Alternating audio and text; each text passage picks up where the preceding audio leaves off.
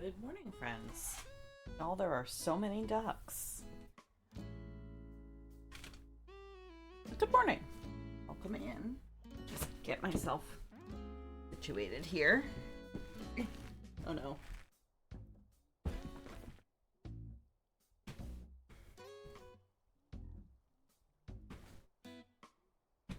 Kits and I resubscribed for the 45th month. 45 months of sleepy crafting. It's true. That is a long time. And Dobby, good morning. Welcome. We are here once again in the chair of crafting to continue work on a blanket. Get this.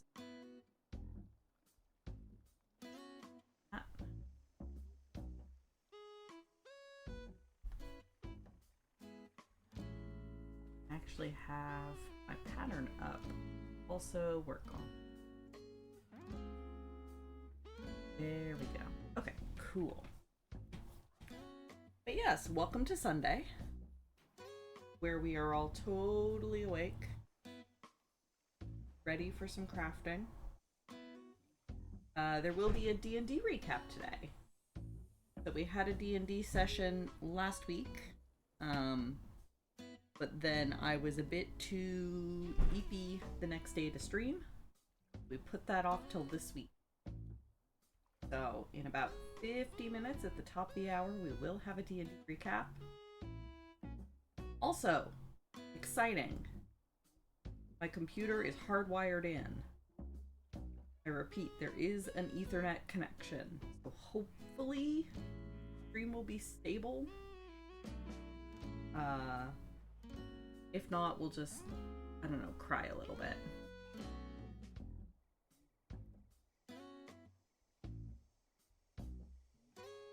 If stream is not stable today, then it's definitely not my internet. Well, I suppose it could still be the internet, but it won't be the Wi-Fi this time.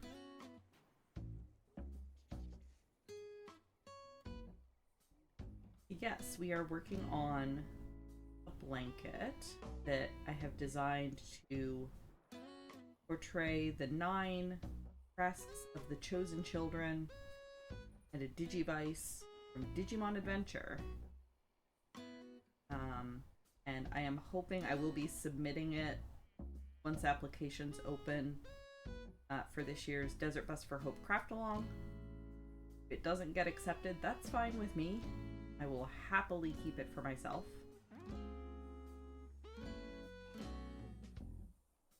So that is what we are working on. So much crochet. But hopefully everybody's having a decent Sunday so far. For some of you, I know it's almost over. For others of us, it has barely begun.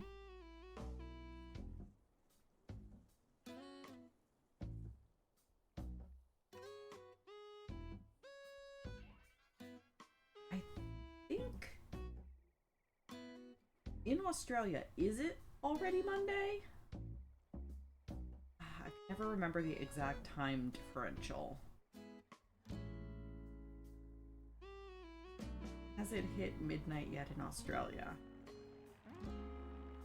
Yeah, I think so too, because I want to say it's like 14 hours from my time zone, which would put them at midnight. Hey, Merlin.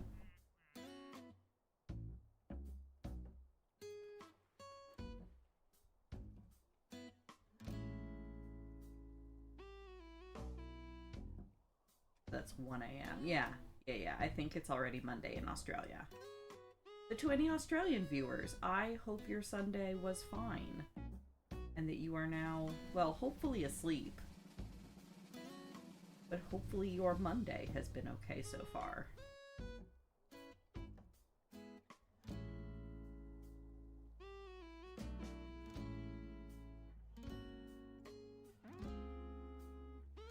Ooh! Barbie is pink. Well, like magenta.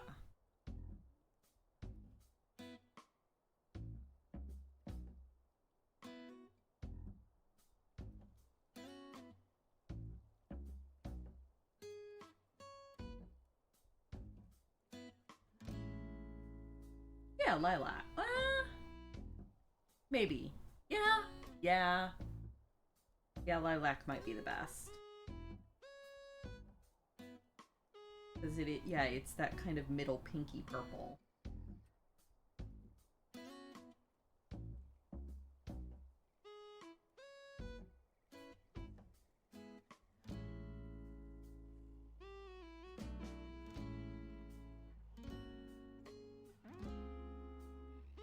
Exciting times. I hear Kara downstairs beginning the process of coffee.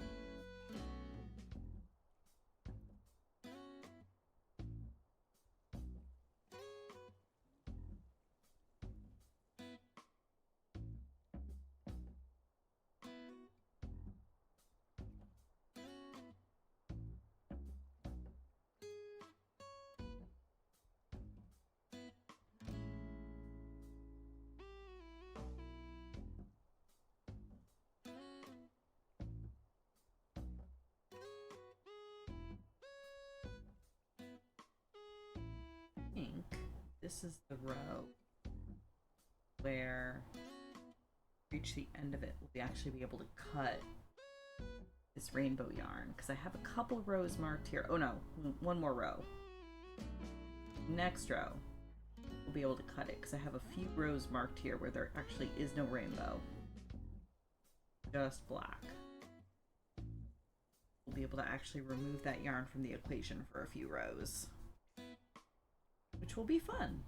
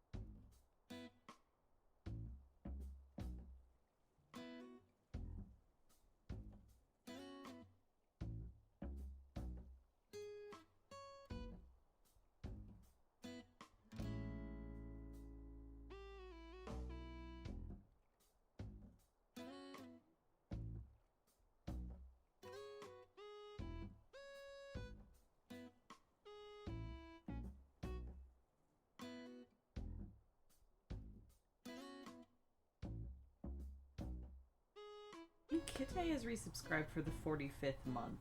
Ask not for who the weeping yawns. It yawns for thee. It do. Welcome, Kite. Thank you so much. 45 is so many months.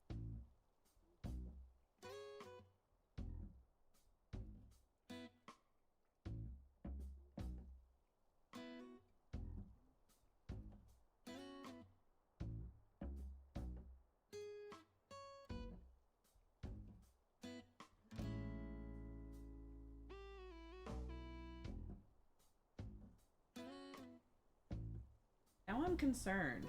Is there risk of Kite not still being alive?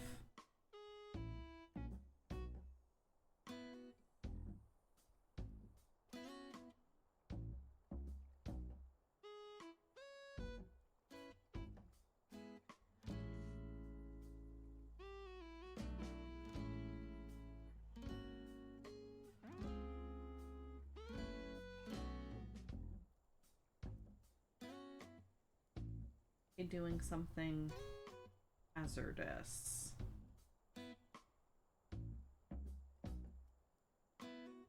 Oof.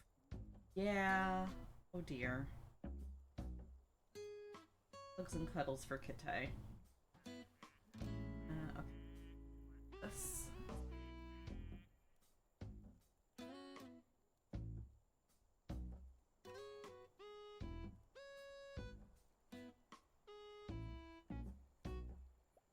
Two, three, six.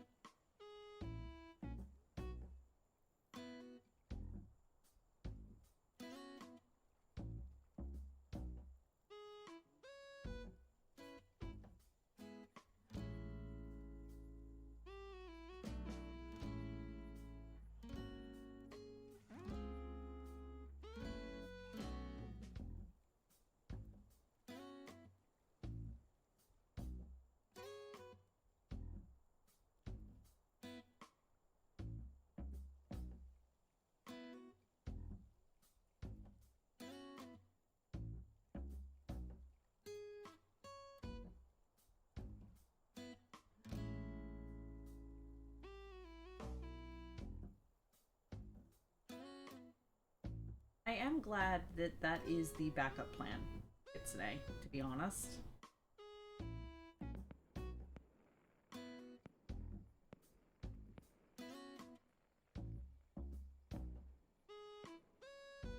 Everyone needs a friend that will lovingly bully them into taking the right actions for their mental and physical health. Preferably a friend that knows where they live. That the bullying can be done physically if necessary. You hope it's not necessary, but just in case.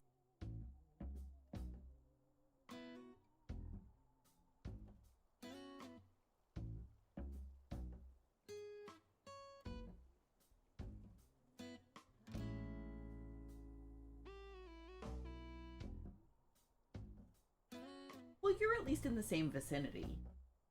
I mean, how many apartments in London are there? You could just do process of elimination, right? If the situation really called on it, you could just start knocking on doors and go, "Pardon me, are you Kite? You know of a Kite? You know where I might find Kite?" Somebody's gotta know.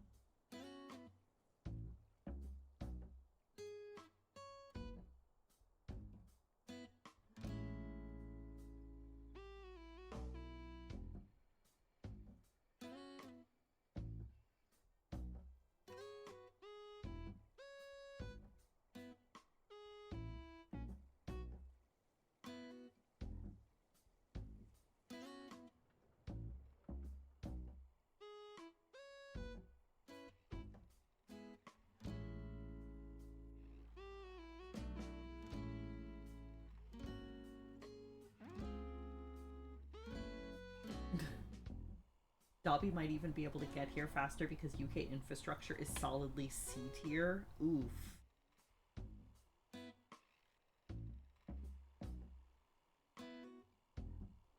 Okay, now I'm curious. Okay, that actually answers my question. I was gonna ask, you know, if something did come up, Dobby, and you had to suddenly go to the UK, would you go by like rail or like car, or what would be the preferred travel method? But you just answered that. The ferry. There's a ferry connection? There's a ferry connection between the Netherlands and the UK?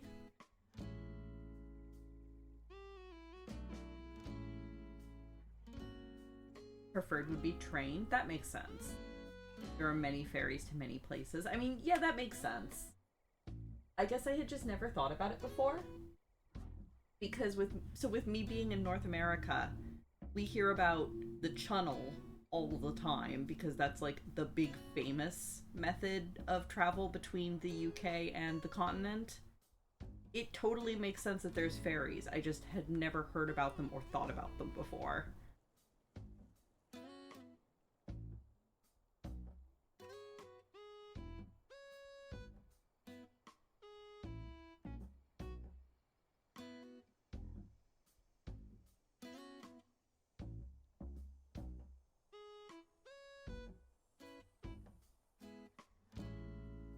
Ooh, 7-hour ferry? Yeah, that does not sound ideal. Maybe find a ferry that's not 7 hours. But yeah, train sounds lovely. I wish the train infrastructure in North America was better. And also not so ridiculously expensive that it becomes a luxury method of travel. There are trains across Canada. The problem is they cost more than a plane ticket. Generally.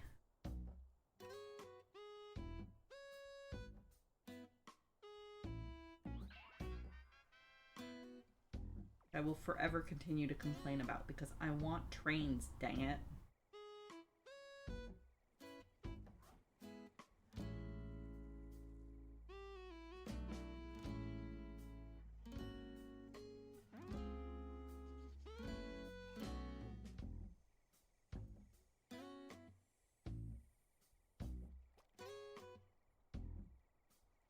Yeah, someday I would love to do Trans-Canada by train. And again, they do offer those trips, but they're marketed to be like, you know, basically a luxury cruise, except on a train, and they're so expensive. It's awful.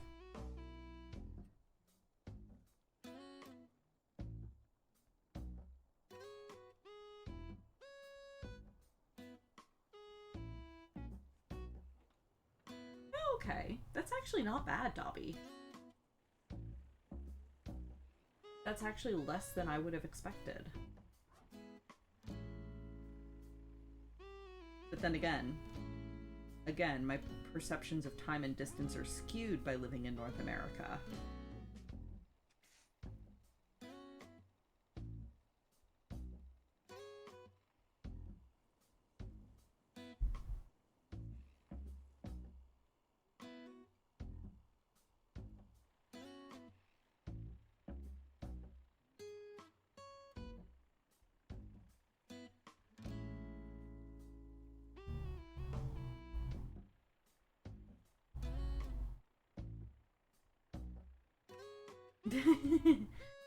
You ever considered like editing out some of the less interesting parts in the middle?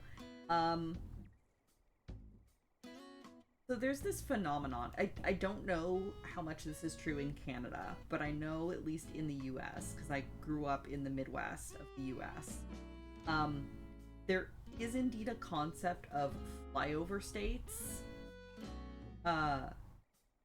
which are states in the middle of the country that the large population centers on both coasts just kind of forget exist because they've never been there and they just fly over them and that's it.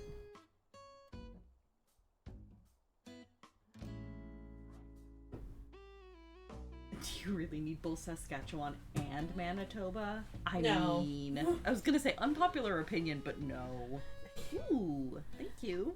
Cheese scone and the remainder of your brioche. I'm gonna get crumbs on the blanket. Yeah, you know. On the subject of the trains, when I was a young Moogle, they were actually far more affordable. They were more affordable option to like take the train to Anime North in Toronto from here. So back in 2013, just after I moved up here, right? You took the train all the way to. The first time I went home for Christmas, I took the train to Windsor, and then my dad picked me up at the border. Yeah. And that was way more affordable, but not so much anymore. Yeah. And I'm like, what do you mean it's like $300 just to go to Toronto, to like Montreal? Oh. Mm-hmm.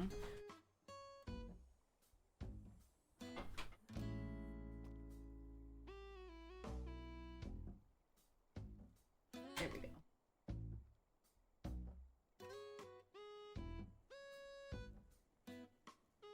Yes, I have chocolate-filled brioche. I have a cheese scone. I will now nom, but I am going to smartly move the blanket off my lap. There will be crumb.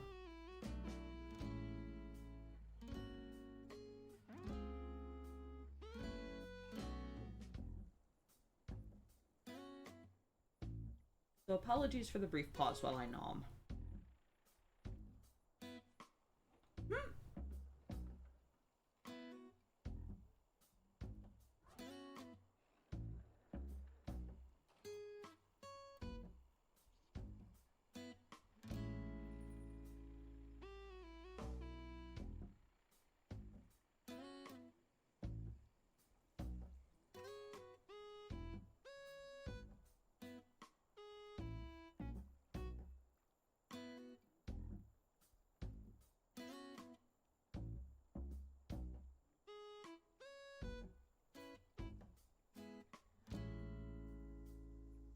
Ah yes, stream ends in 3.5 hours-ish.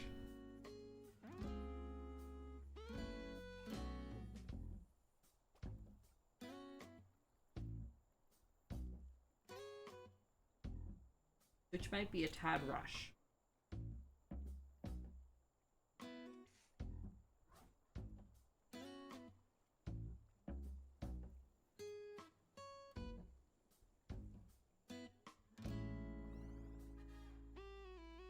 This is like a lump of chocolate frosting in the middle of this.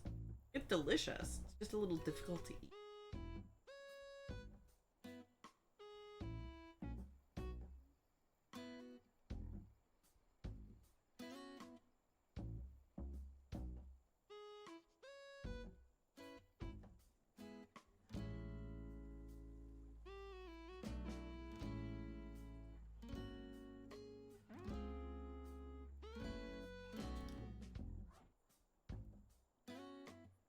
Out of curiosity, Dobby, how much would that cost?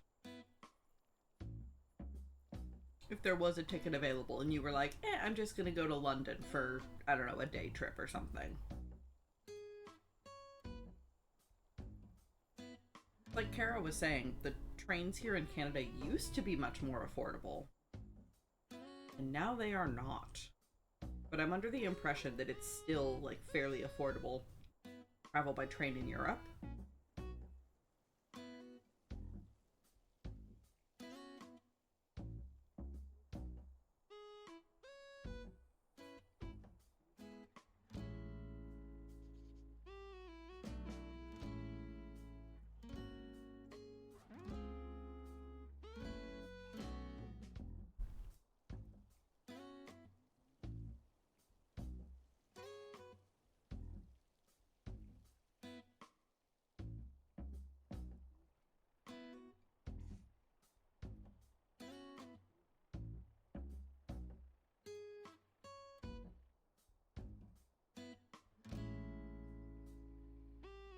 €322 for Eurostar Plus, which seems to be the middle tier. Okay, here's the downside. I have no idea of the conversion to the euro at the moment. But that seems somewhat reasonable.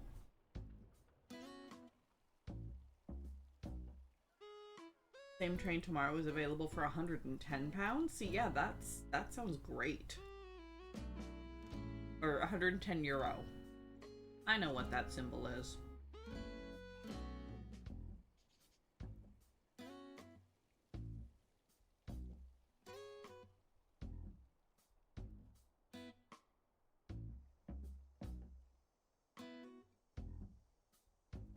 Oh, okay. You're at it's at like 161. Is that US dollar or is that Canadian dollar, Dobby?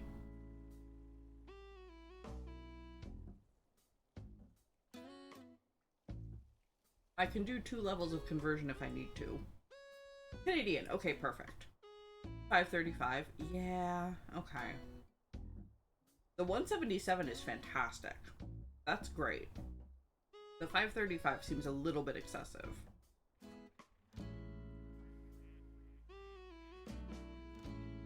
I'm not going to hand you USD when CAD is the same amount of effort. Thank you, I appreciate that. I just wanted to make sure. I wasn't sure if maybe you were using a converter that just defaulted. Yal just didn't get a different symbol. I know. It's such a pain.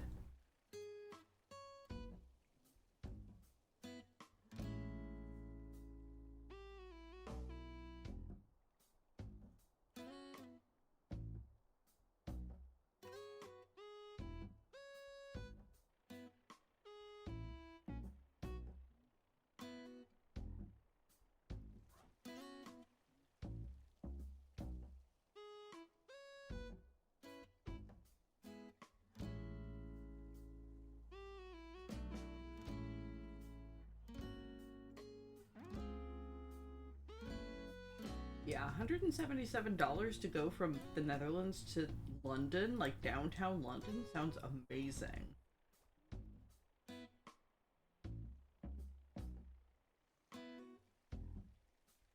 If I could get a ticket for $177 to go to Toronto, I mean, I still probably wouldn't go to Toronto, but it would be better.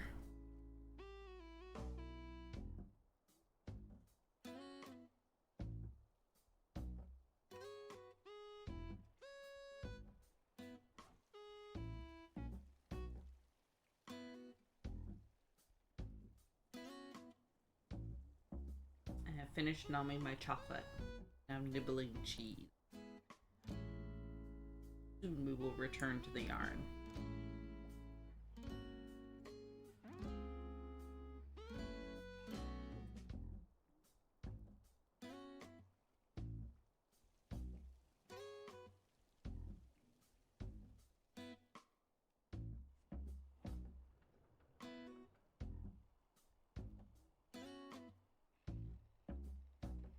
I'm assuming that's like a dynamic pricing based on the time of the trip and how many tickets are still available.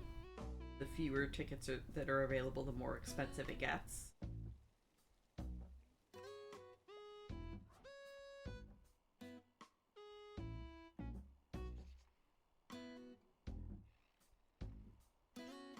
Which makes some sense. You want to try to incentivize all trains to be as full as possible.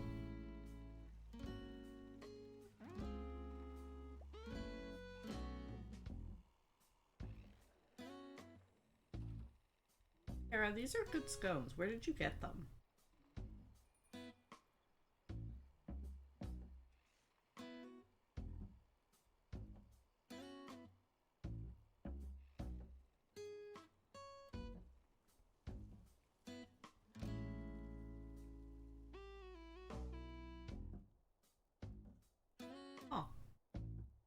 Grocery store scones, surprisingly delicious.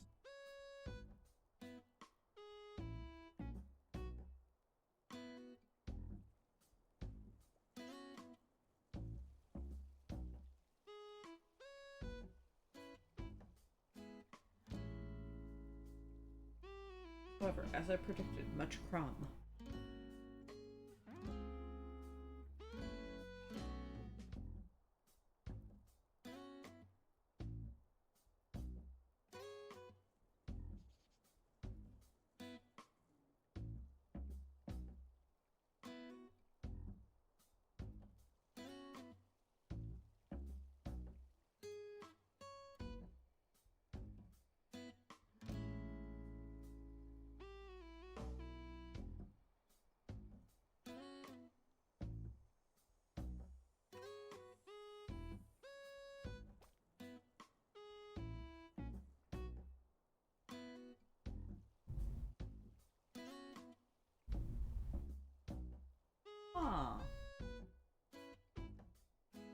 mean specific trains, Kate?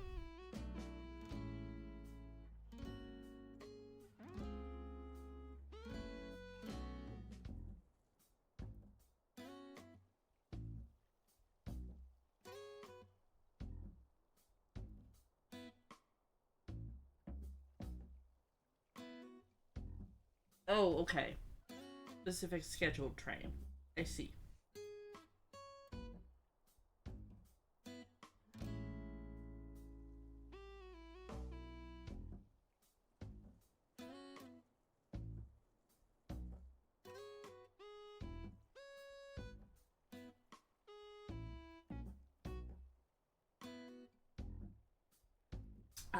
Okay. I see I see kits. Thank you.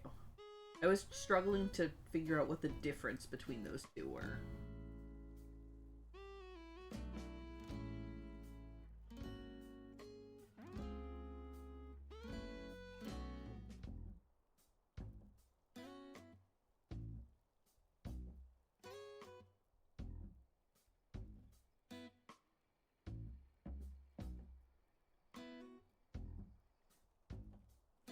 But if you purchased a ticket for the route, it's more expensive, but you could jump on any train that's traveling that route, would be my guess.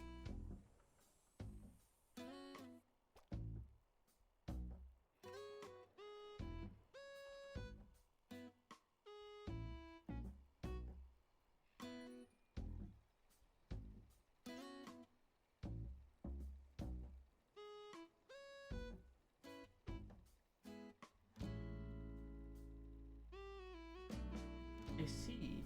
Interesting.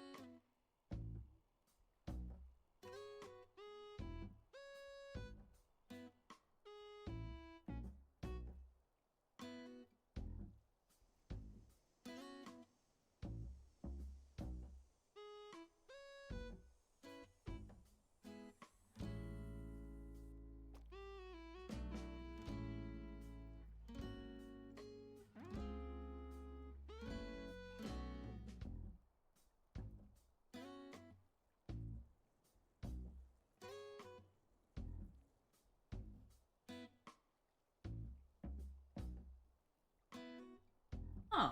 Yeah, that is really neat, kids. Sorry, I have my mouth full.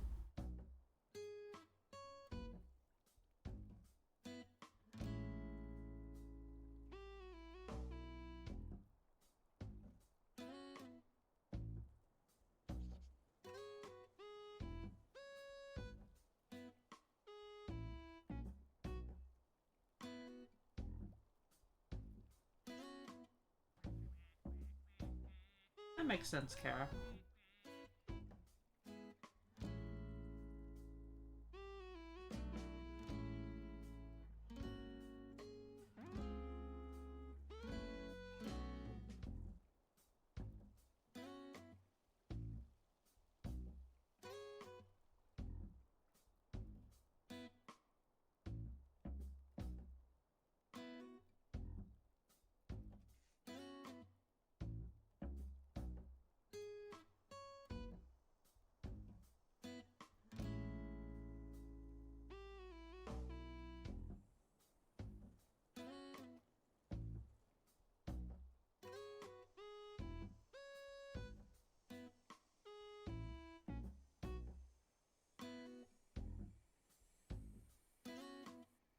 Morning, Randus. Yeah, I'm just having breakfast.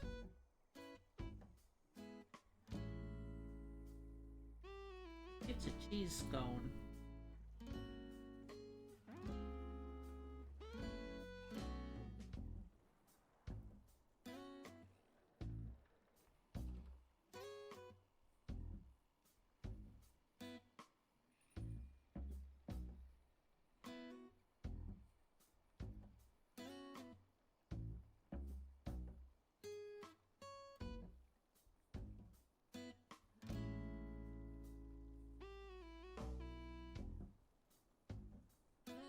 Teaspoon consumed.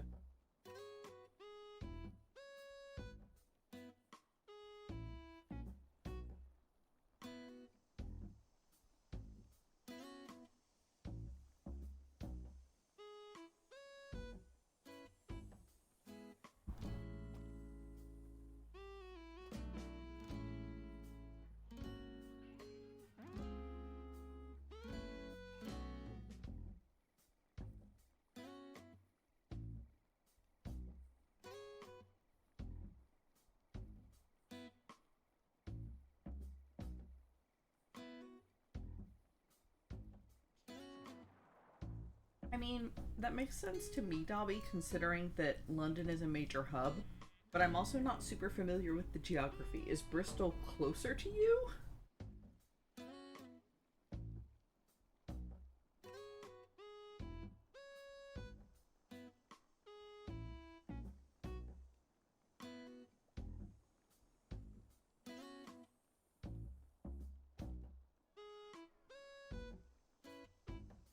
Train station they built the wrong way around? Excuse me? Oh, I was saying, Dobby, that to me, it makes sense that it would be cheaper for you to go to London because London is a hub city. But I don't actually know how the geography works, and I was wondering if Bristol was closer to you. And that's why you were surprised.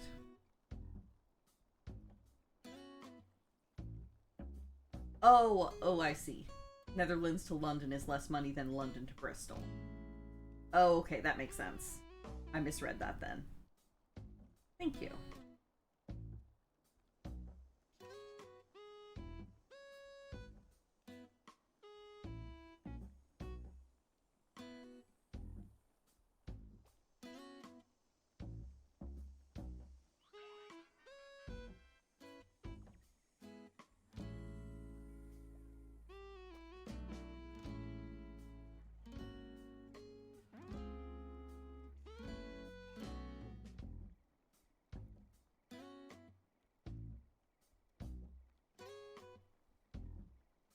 Also, as a reminder, there will be a D&D recap in about 10 minutes.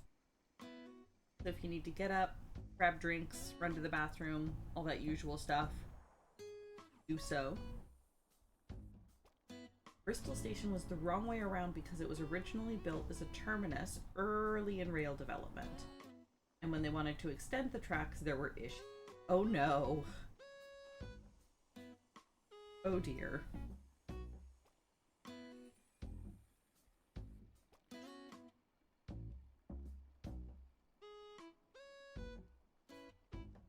Whoops.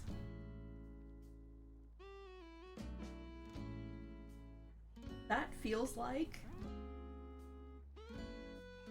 I'm trying to figure out how to phrase this. That feels like the exact thing that I would do in like one of the rail management video games where I'm just like building out my tracks and I'm like, oh yes, this works here. And then like half an hour later as I'm trying to extend, I'm like, oh no.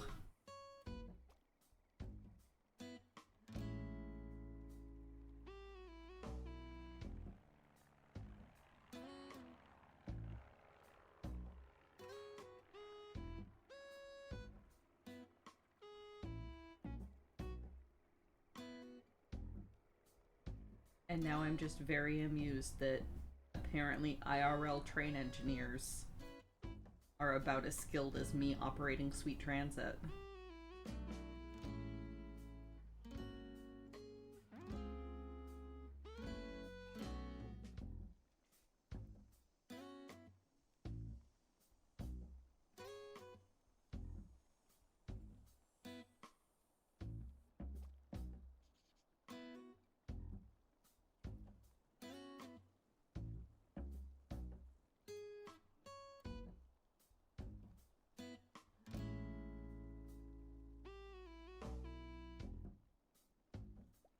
Yeah, it's fine. Much like in the game, they can just delete the tracks and relay them at no cost. Yeah, exactly. They can just pick up the building and rotate it, right?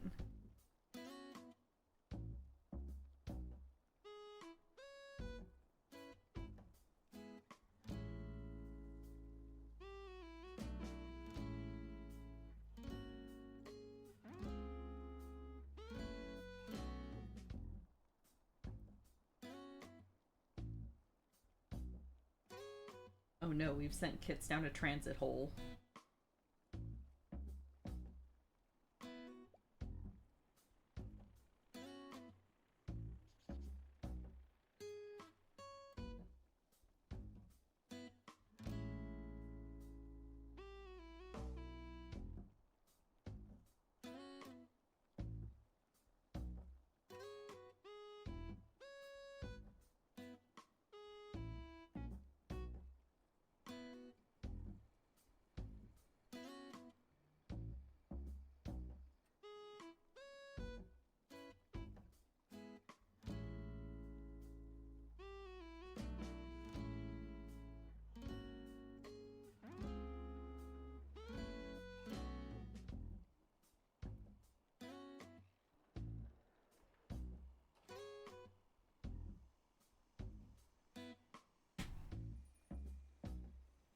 Alright, now... Yes.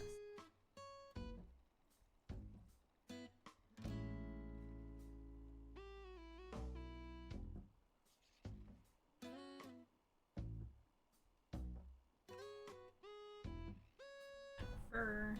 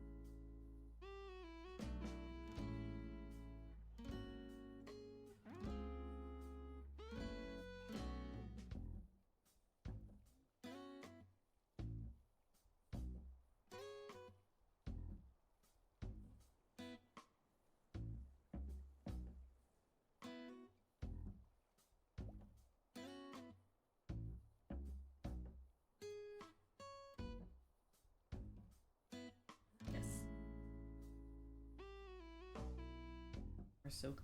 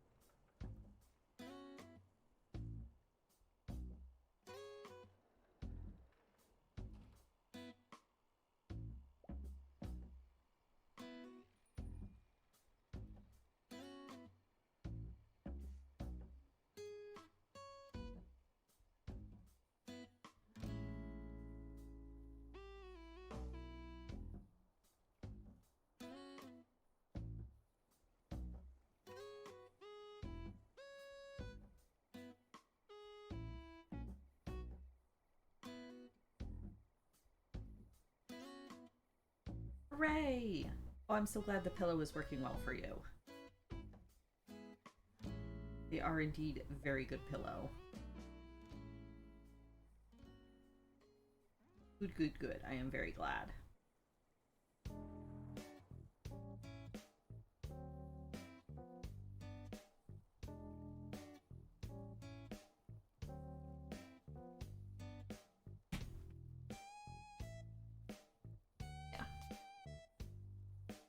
Untangle yarns again.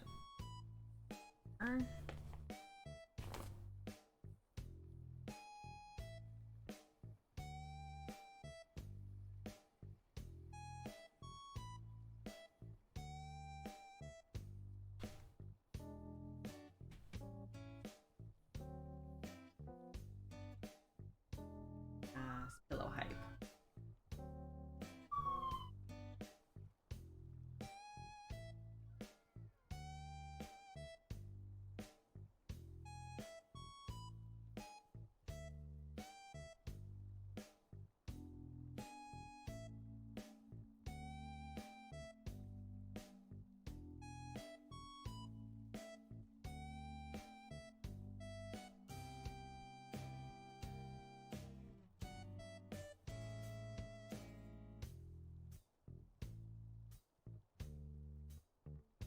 All right, so it is top of the hour. Last time on D&D side quest, Light had returned to the Abbey and immediately and was able, importantly, was able to convey tidings of vampire tree threatening to eat Neverwinter Wood. And they were promised that a team would be dispatched to deal with that. But Light would not be going with them. Light is being sent on another mission into the Shadowfell to search for the Abbey's head of security that had also gone into the Shadowfell for reasons of her own, but hasn't come back for long enough that the Abbess is worried about her. And so sent Light and 2 other volunteers from the Abbey, cough cough, myself and Elrad, cough cough, into the Shadowfell to try to find where the head of security went. And while there, we had a minor misadventure where we went the wrong direction and everything was fine. We definitely didn't anger a giant elder god. It's fine. Definitely not. So we turned around and went back the other direction and went the correct way this time. And came across a tree with a, like, burned down camp... Well, like, not burned down, but, like, abandoned campsite with, like, the remnants of a campfire at the base. And in the tree turned out to be a somewhat elder tabaxi man. Which, in fact, turned out to be Light's biological father. So we found Light's dad in the Shadowfell, which it turns out Light kind of knew. Because there was this whole thing where Light kind of remembered a little bit of a flashback where they had been their family was on like a research expedition into the Shadowfell, and they had been betrayed by someone, and it turns out that light had been given to this elven lady Elendil, and told basically take them somewhere safe. You know, you have to escape with our child. And that's how Light ended up at the Abbey. Light was not aware of this before that flashback, but we have found Light's dad. Yeah, that's the word. No one said yes because they felt compelled to do so out of fear of disappointing someone. No, definitely not. I mean, Era also just generally does want to help. Genuinely does want to help.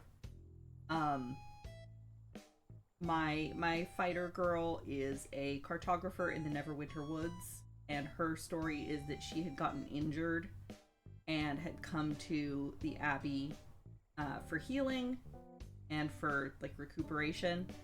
And so she volunteered for this mission, wanting to like repay the Abbey's kindness to her. So that's how she ended up here. She is definitely in over her head. But, you know, is what it is. She just wanted to help. And also not disappoint the Abbess. Definitely not. Yeah, that's true. To be fair, at the end of said flashback, Light's dad was dying, and yet here he is. I'm sure that's not suspicious at all. Or concerning in any kind of way. I need to update my pattern. So, we asked Light's dad to come along with us. Well, first we sat down and had some food. And while we were eating, kind of peppered him with a few questions, such as like, is there anyone else with you? Or is it just you? Like, how long have you been here? That kind of thing. Unfortunately, Snarltooth, who is Light's father, didn't have too many answers. He indicated that it's just him. He's been on his own. But he's kind of fuzzy on exactly how long, which, come to find out, seems to be fairly typical for the Shadowfell. But we were like, okay, well, let's, you should come along with us, and we'll all hopefully find your old friend, and then find a way out of here, together. Hooray! Yeah. Light continues to not know for sure what is real and what is just things that have been suggested by staring into the inky blackness. Yeah, that seems correct. But anyway, we have Light's dad now. I'm sure everything is fine and will continue to be fine. So after we sat down and ate some things, and Light's dad devoured a ration bar like it was the most amazing thing that he had had in years. Which it probably was.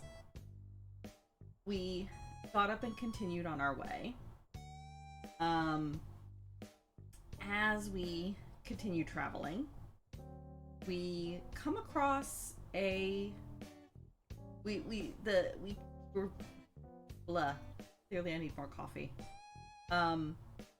We've been continuing to travel down this valley, and after a while longer of traveling, the valley kind of starts to flatten out and open up into like more of a, not quite a plains, but like a more open, spread out area. And as we sort of start to walk into this, more open area, there is tree cover kind of to either side, but there's like a path that continues forward that's still like more cleared out and less tree cover. And as we're walking, we realize that we're kind of following a path Like, not... It's definitely not a road. It's not worn in enough or organized enough to be called a road, but it is a path. And we reach a point where it looks like, actually, the path diverges. There is definitely at least one set of footprints that continues on forward, but there are what seems to be several other sets of footprints that turn and head into the woods. And unfortunately, we're not really able to tell, like, how old these tracks are, if any of them were kind of recent, or if their age is old. They're just kind of, hey, there's tracks. So we asked Light's dad, like, hey, have you been to this area before? Do you know anything about what this area is or what might be in either of these directions? Because this is kind of the first sign we've come across of who we're tracking. Oh, I should also mention, we weren't just sent in to try to find the head of security for the Abbey. Turns out, when she originally didn't come back, the Abbess had sent another group in before us. She had sent a group of 4 in, but then they hadn't come back either. And so now we're being sent in to try to find the previous group of rescuers and the original lady that we were all sent to rescue. Or at least find. Presumably rescue, since she hasn't come back, but yet, you know, who knows? Maybe she just got tied up in something. So yeah, so we are actually looking for a group of 4 from the Abbey, and then also the original head of security that we were sent to find. So seeing these paths kind of diverging, we're kind of like, uh-oh. Like, so we asked Light's dad, do we have any indication? Like, do you have any hints of, like, which direction there might be more likely to find people in? And he thought hard about it and was, you know, mentioned that a lot of his memories are kind of fuzzy, but he down the path that the singular footsteps had traveled, he kind of remembers a camp where they were looking for something but didn't find anything interesting, or didn't find what they were looking for, or something like that. And when we pressed him, he kind of snapped out of it and was like, wait, what were we talking about? No, I don't remember any camp. So above table, Light's dad is a reborn. He did in fact die in Light's flashback, we think. And he has now been reborn, and the method that was used to do it means that any of his memories from before are fairly fuzzy. So that's kind of what's going on there. But in any case, we kind of determine that, okay, we're actually looking for a total of 5 people. So it looks like there's only one set of tracks going off this way. There's multiple sets of tracks going off this way. So let's go off this way into the woods, try to track down the larger group of people, which might be easier to track. And then if we find them, or if we don't find anything, we can always double back and try to go the other way. Excuse me. So we head off into the woods. And as we go, as we're, you know, walking through these woods, there's a little bit of a path that we're kind of following that sort of meanders through the trees. And we start hearing what sounds to us to be like squabbling children's voices. Now, we know that there are a race of elves that live in the Shadowfell. They're like the chosen people of the Raven Queen, and they live exclusively in the Shadowfell. So, like, it's not completely out of the question that there might actually be kids running around, because it could just be like these elven children. But we decided to be cautious anyway, as we're kind of approaching. But as we get closer, the closer we get, the more the voices kind of undistort, almost like, so like when we were hearing them and thought we were hearing children, it was like we were hearing them muddled, and the closer we get, the clearer they get. And it turns out it's not children at all. It is two people. It is a Goliath man dressed in like leather clothes, well-worn ranger clothes.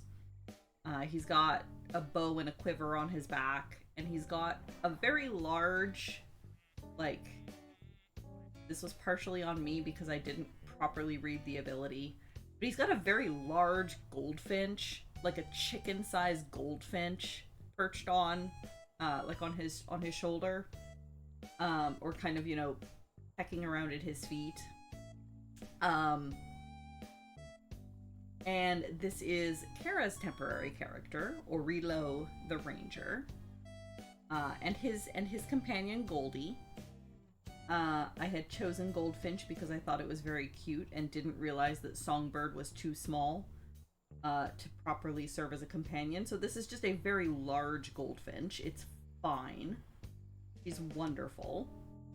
And then the other figure is a drow lady. She's got sort of long white drow hair, and dressed in kind of long robes, like sort of almost priestly robes. She's wearing glasses that have like little stars on them.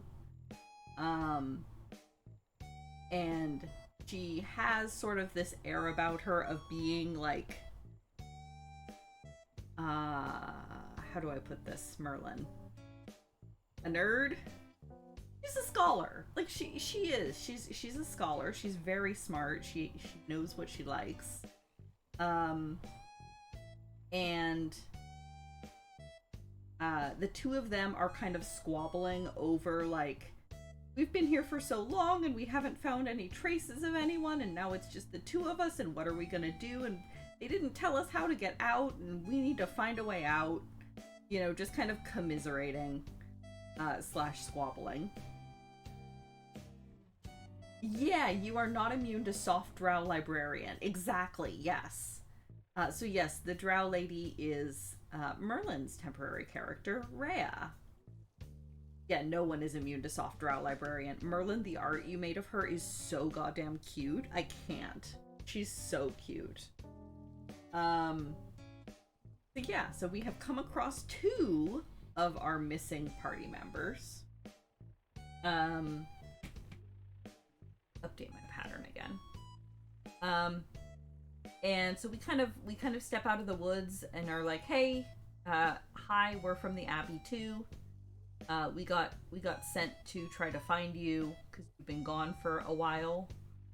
And Rhea and Orilo are like, oh, thank God, we've been in here a month. We've been trying to walk in a straight line, but we haven't found anything or anyone.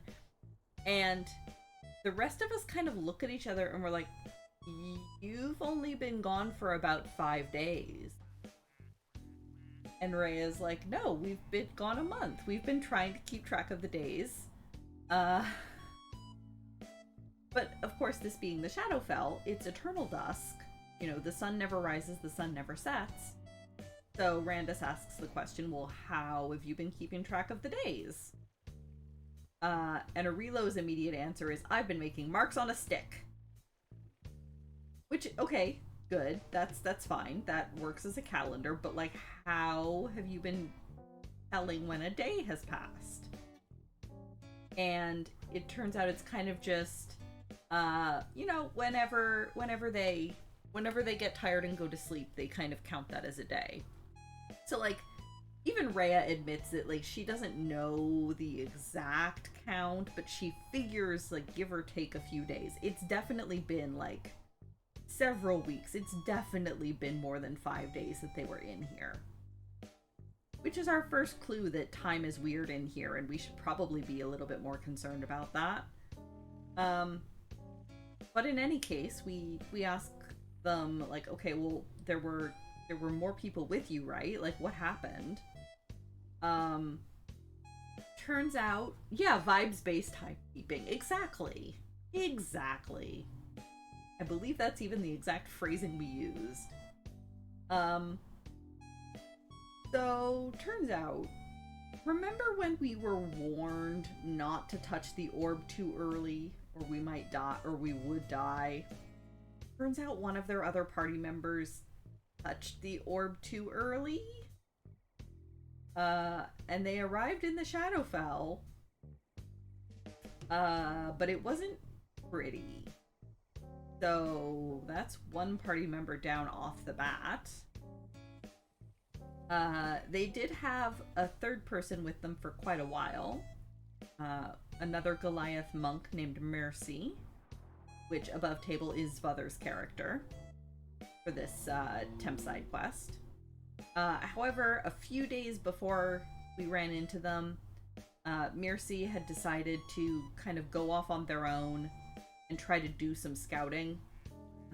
You know, if we haven't found anything so far, so we should split up and try to cover more ground and try to find more clues about the person that we're looking for or a way out. So they had, turns out that's the singular set of footprints we had seen, sort of peeling off in a different direction.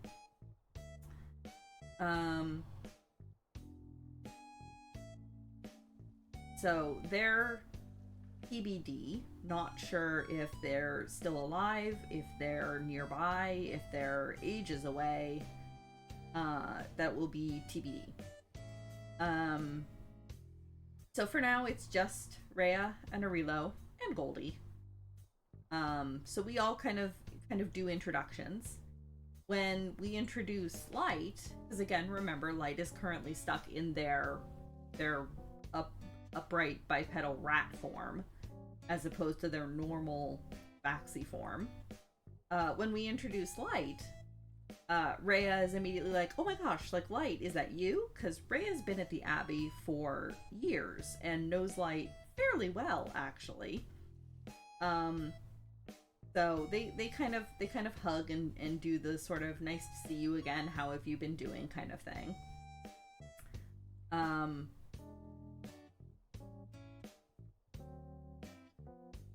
Yeah, okay, that makes more sense.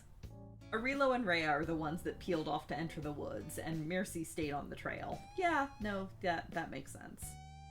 I feel like I'm forgetting a point. I had something else in this bit I wanted to mention. What was it?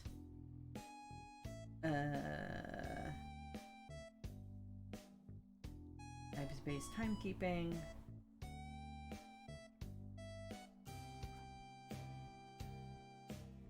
Sure, it'll come. Clearly, I need more coffee. Ugh.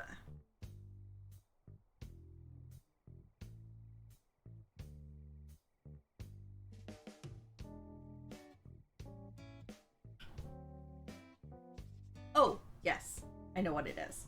So when they were talking about how long they've been here and that they've been trying to navigate around and they haven't seen any sign of the head of security that we were sent to find, Rhea mentions that she's been making a map.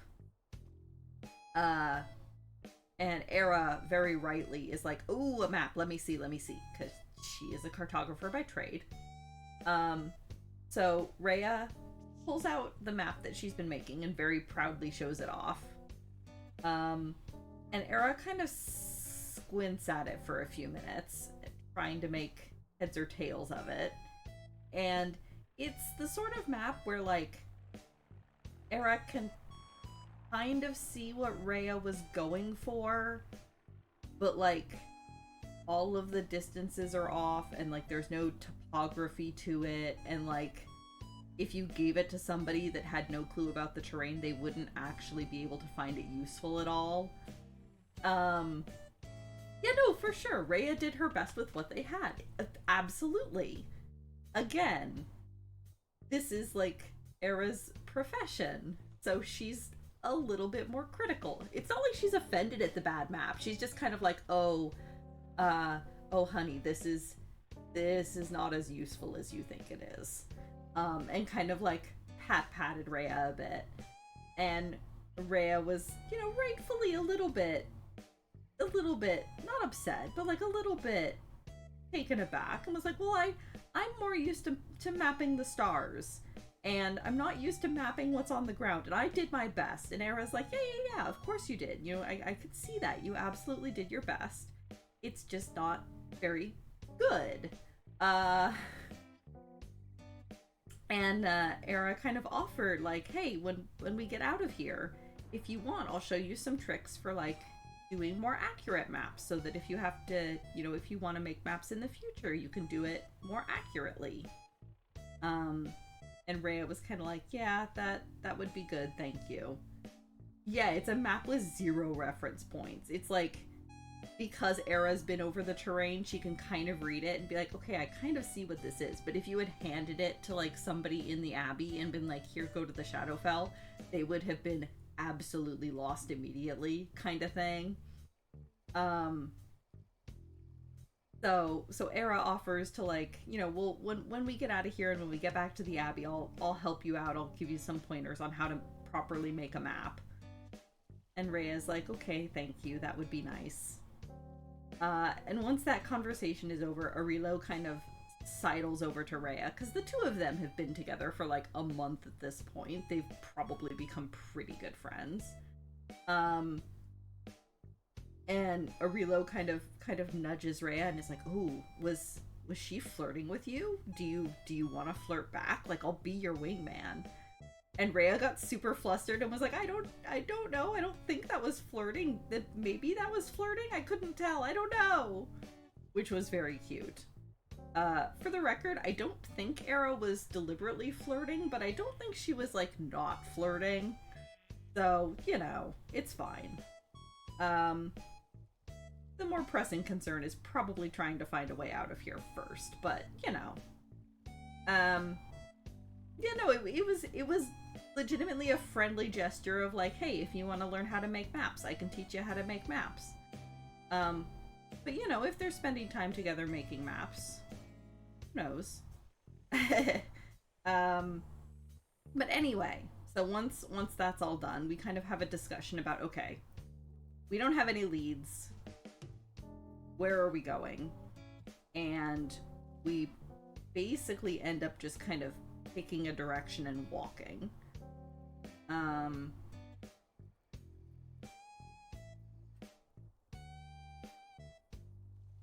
The question is, was the big skeleton marked as the entry point of the Shadowfell? I mean, it certainly was on Era's map.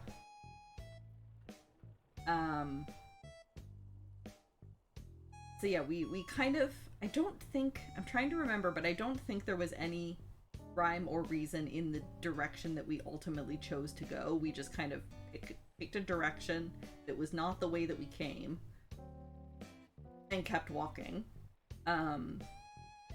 Snarltooth disappeared up into the trees. We were trying to be somewhat stealthy, I think, at this point. And as we're walking through these woods, we kind of notice that it's getting darker. Like, up until this point, it's all been, the typical Shadowfell, dusk times, eternal twilight, gray skies, kind of all the same all the time. Except now it's actually getting darker. Like, noticeably darker. Especially to Era, who I believe is the only one in this group without dark vision. Like, it's dark. So, light activates the band on their tail, because they've still got their magical little leather band that when they say the activation word will kind of burst out with light. So they activate their tail ring, except they're getting a lot less light than they normally would. They're getting about half as much. I forget the exact distances, but it's like if it was normally 30 foot bright and then 30 foot dim, well, they're getting 15 foot bright and 15 foot dim. Like, it's noticeably reduced. Aurelo pulls out his bullseye lantern and lights that. And again, it lights, but it's a lot less than what you would expect it to be. The light doesn't travel nearly as far.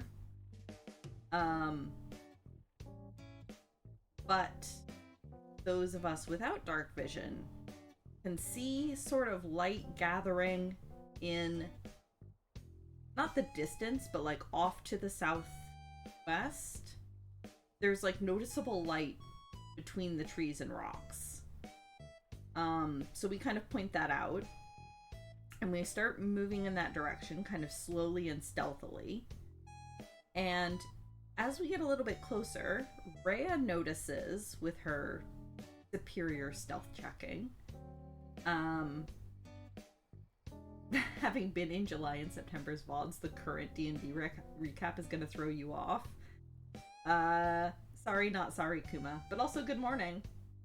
So yeah, as we get a little bit, as we move toward whatever this light source is, Rhea starts hearing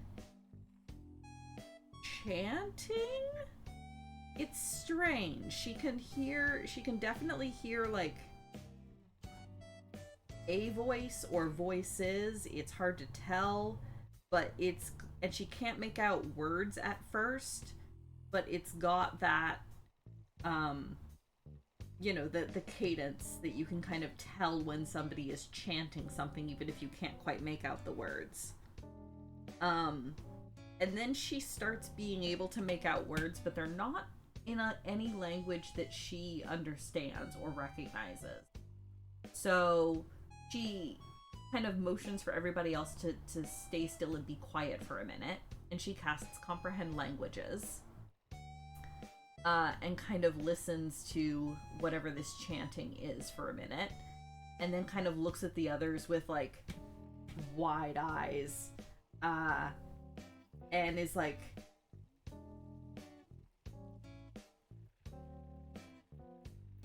no, this recap is events that would have taken place IRL like a week ago from Light's perspective.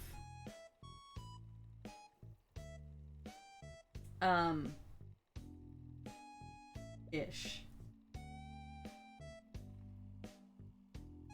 Unless time is even more funky than you have led us to believe.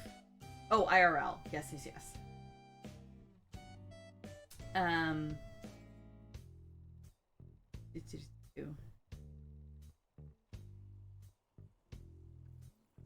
So yeah, so Rhea listens to the chanting for a minute and then kind of looks over at the others with sort of wide eyes and kind of goes, we should definitely get closer, but try to be quiet. They're saying something. They're saying something about a sacrifice. So we need to go and figure out what this is, but we need to be careful about it. So the rest of us are kind of like, oh shit, okay. So we start making our way toward this light, trying to be quiet and stealthy. As we kind of get closer, Light's father and Light both kind of take to the trees to try to skirt around the edges and get a higher vantage point to try to observe whatever is going on. From this higher vantage point, Light is able to see, so how best to describe this? So we're coming into what's like a little bit of a dip in the ground, and then there's a rise, like a hill almost. There's like a stone rise with a flattened area kind of on top of it.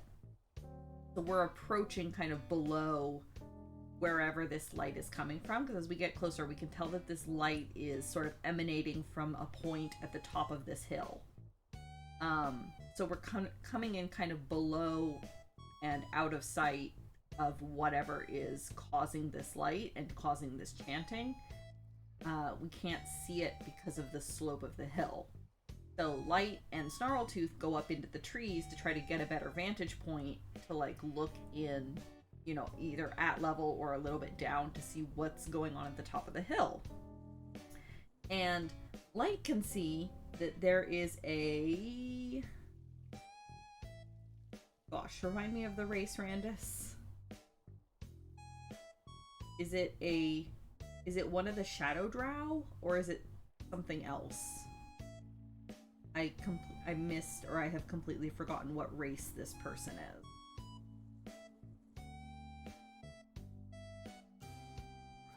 Okay, it is one of the Shadow Drow, a Shadow Kaya. Okay, so it's a Shadow Kaya man.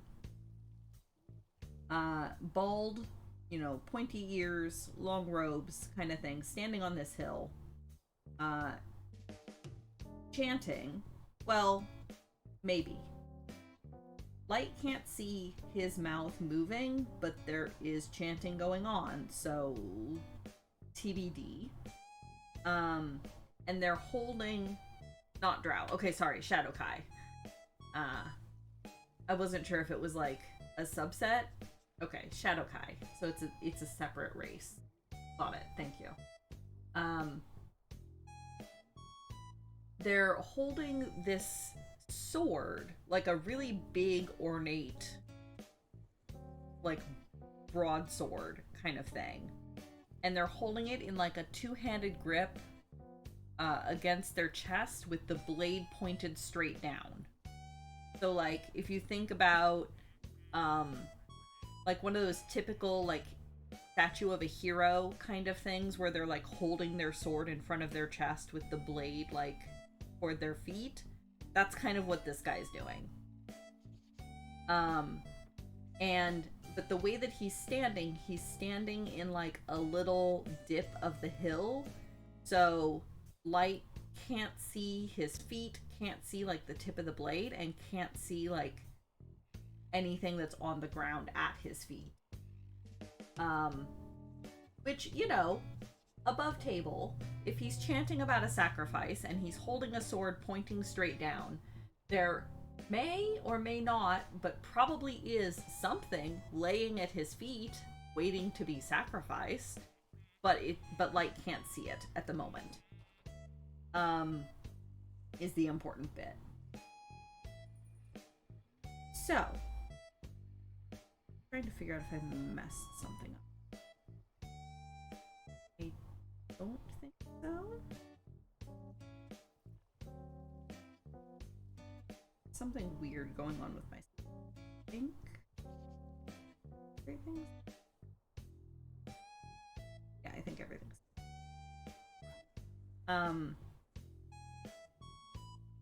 So we all kind of fan out, and we're trying to sort of approach cautiously. Rhea and Arilo kind of get up to the base of the hill, to the point where Rhea can kind of see, like, the guy's head and, like, maybe his shoulders, but she's not quite up the hill yet. And not able to see, like, sort of the rest of him or whatever's at his feet. And he is, like, not even ignoring her, just making no indication that he's noticed her at all. Like, he is just totally focused on whatever he is doing. He is making no acknowledgement at all that we are approaching or that he has noticed us whatsoever.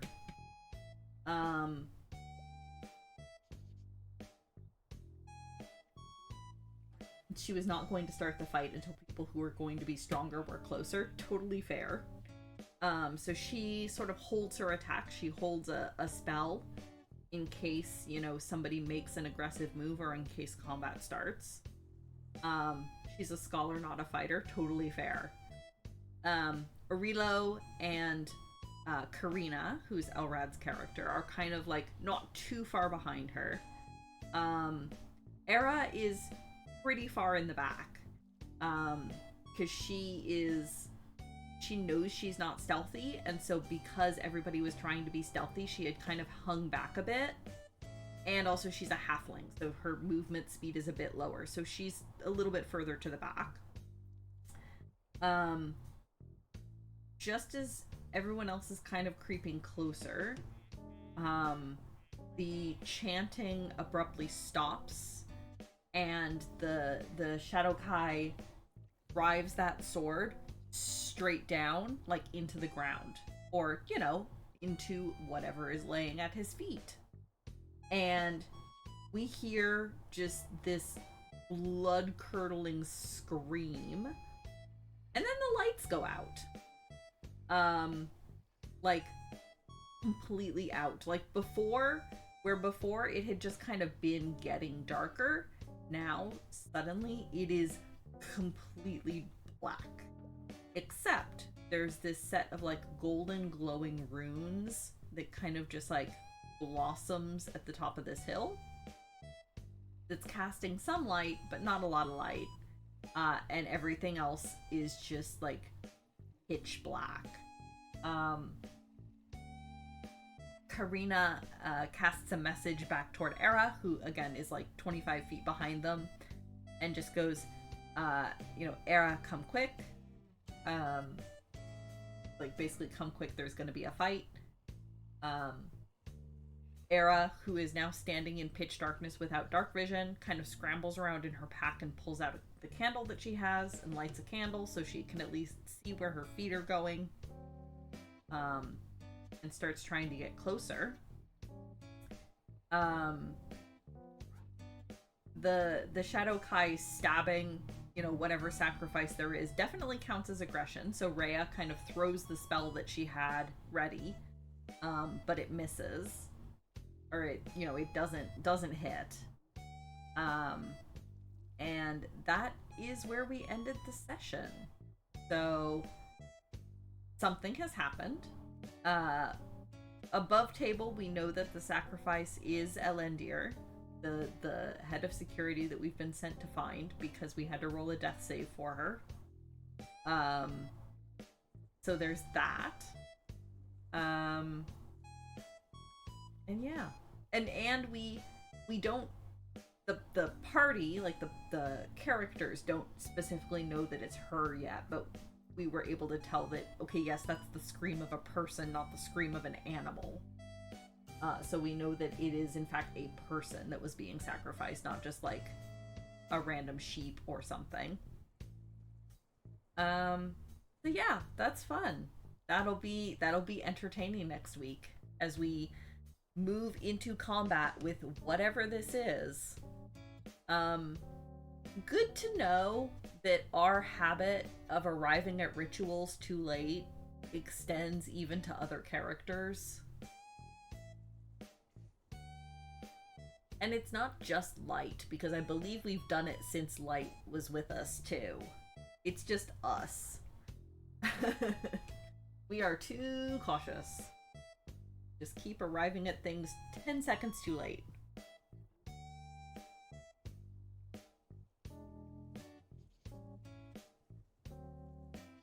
So yeah, that was last week's session. Not a whole ton happened, but it was a lot of fun. I seem to remember we got fairly distracted on a couple tangents, which, it happens. But it was a good session.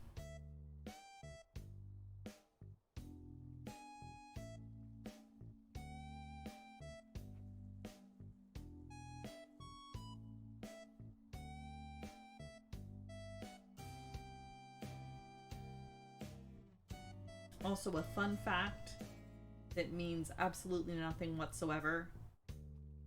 Edda's name came from Silksong because I was watching play frames playthrough of Silk Song while I was building her character. And to me, Era is what it sounds like when Hornet yells for the Bell Beast.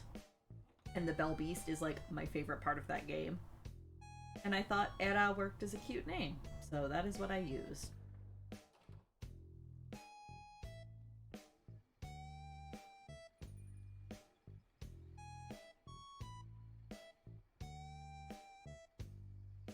We moved too conservatively for our combat party. Yeah, that's fair. To be fair, we arrived on time and then took too long to decide on a course of action that involved interrupting the ritual, as is the norm for us all.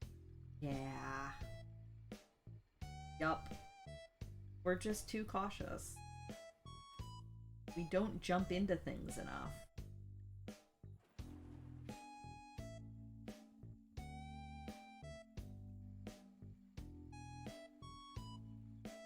I love my dog. Yeah, the Bell Beast is amazing. I love them.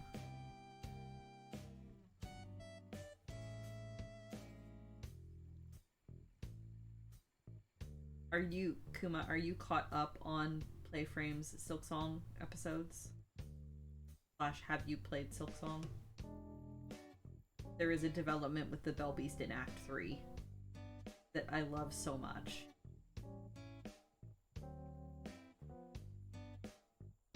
Which I am trying not to spoil in case other people have not played that far yet. But yeah, the Bell Beast development in Act 3 is the most adorable thing, and I love it so much. Yeah, I'm in the same boat. Silksong and Hollow Knight are games that I would not be able to play. I don't have the reflexes, and also I don't particularly find Metroidvanias fun to play myself. But I really enjoy watching them. I like watching people play them. I've very much been enjoying your playthroughs, Kits. I love watching Playframe's playthroughs. They're very good games. I just cannot play them myself. I wouldn't enjoy them doing myself firsthand.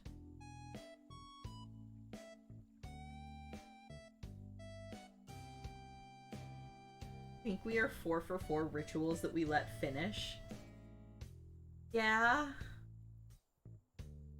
It might be more than that.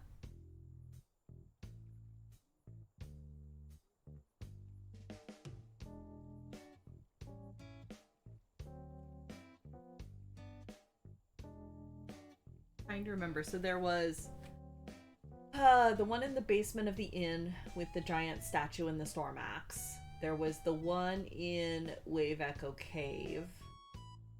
There was the one with the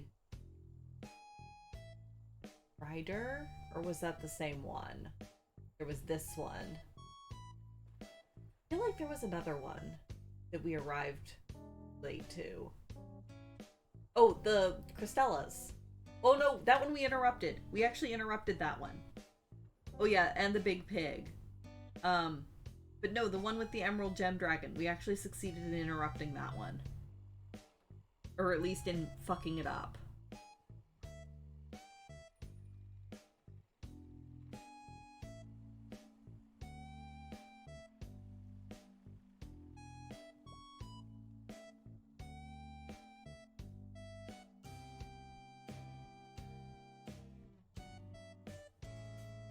Wait, hang on. I don't need to... Let me pull this yarn. Here.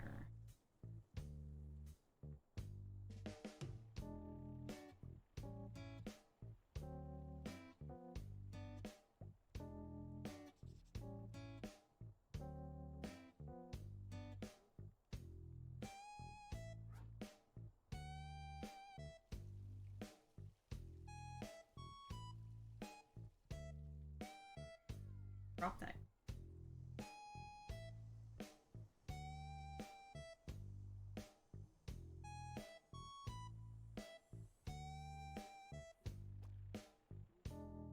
So 7 out of 8. Guys, we don't have a very good track record on this.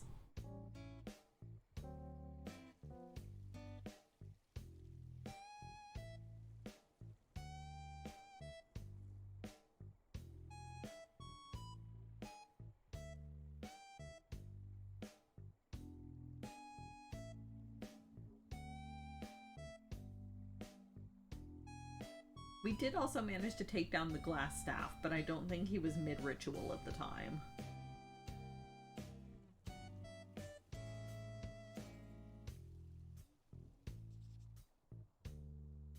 Have a good day, Dobby. We've dealt with them. I mean, some of them are still TBD. Strider Man is still out there somewhere.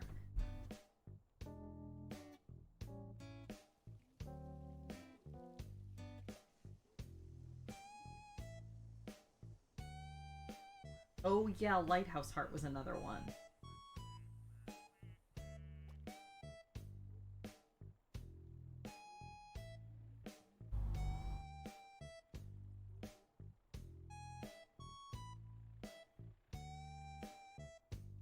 Oh, that's right. I keep forgetting your Tuesday game is playing through the same module we are.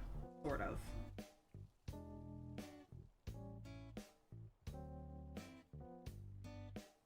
Oh, you guys let him get away? Ooh. I'm sure that's not going to cause any problems.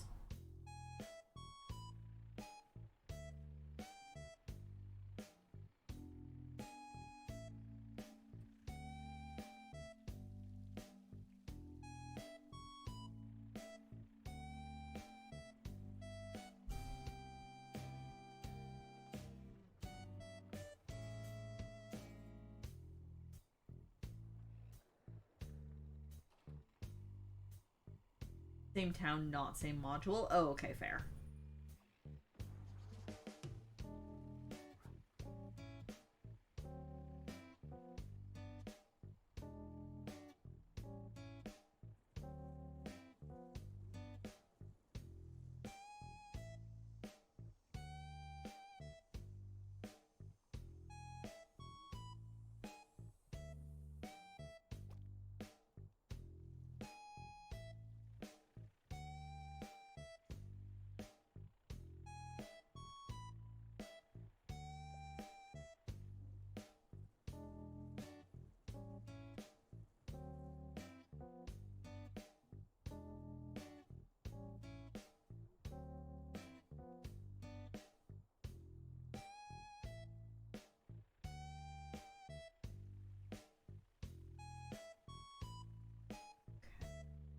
Carry the paper to...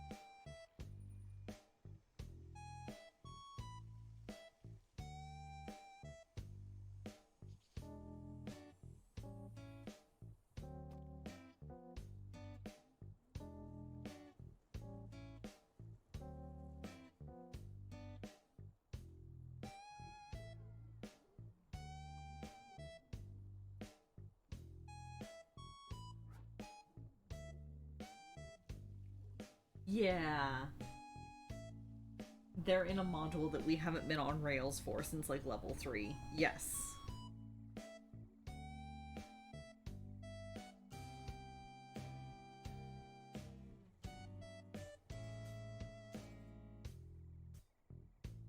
Which I really appreciate, Randus. It's been really fun. I have very much been enjoying this game. Or this campaign.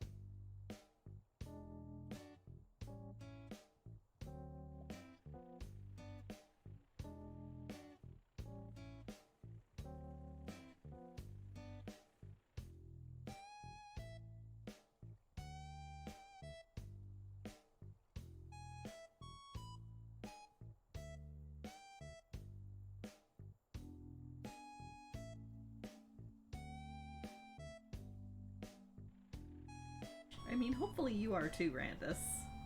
Hopefully we're not infuriating you too much.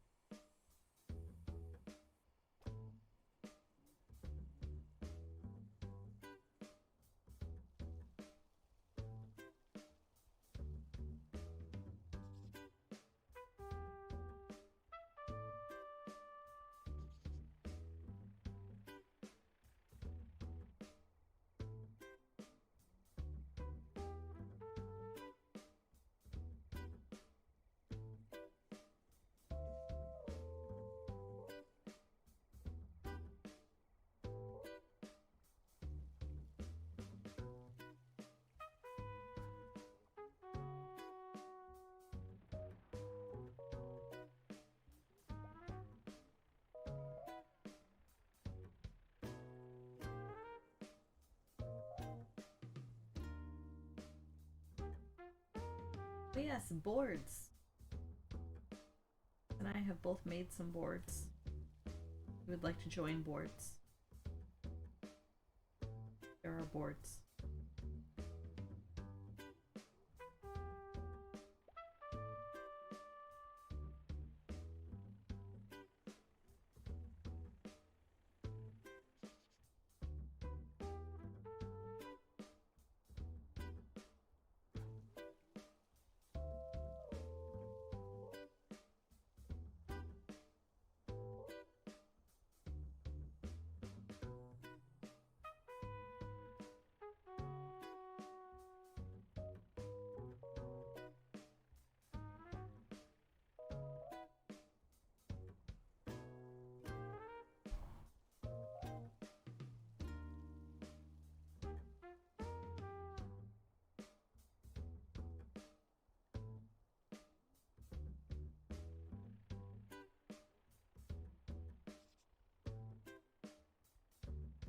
Oh, okay, that makes more sense, Kate.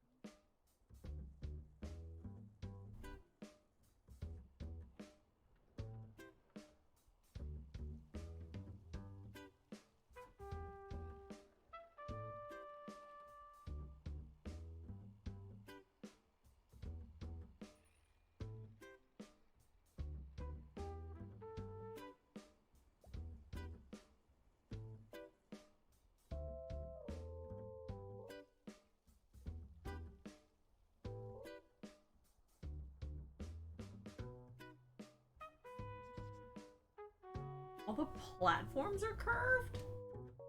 Oh god.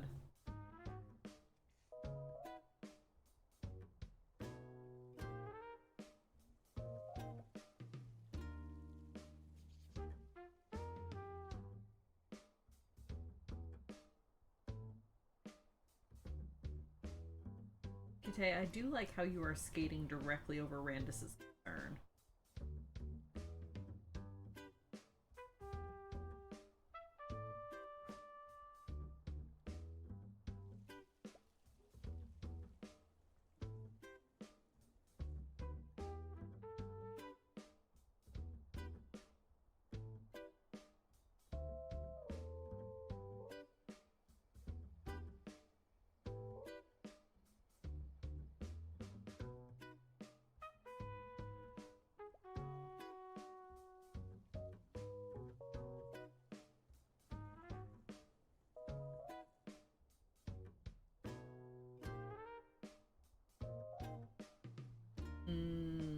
Yeah, yeah. The human body is wonderfully and gloriously designed, so I am told. I've yet to see evidence. See also my own health problems from 2 years ago, wherein my body just decided to break in a completely unhinged way.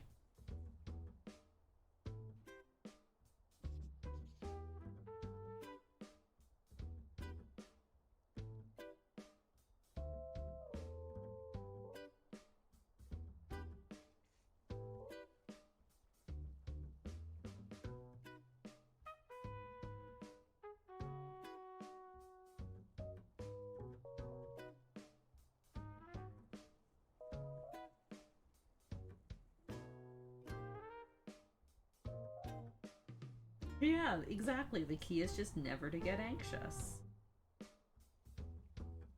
Truly. The simplest solution in the world.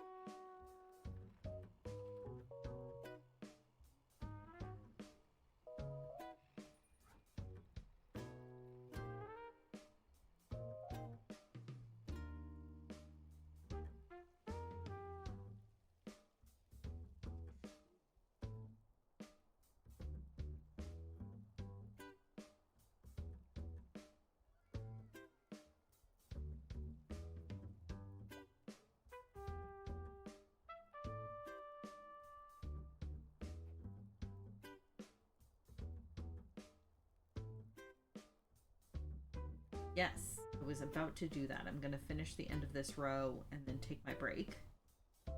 But also reminder to everybody else, if you are in a time and place where you should be eating, please go find something to eat. So take your medications if you need to take medications.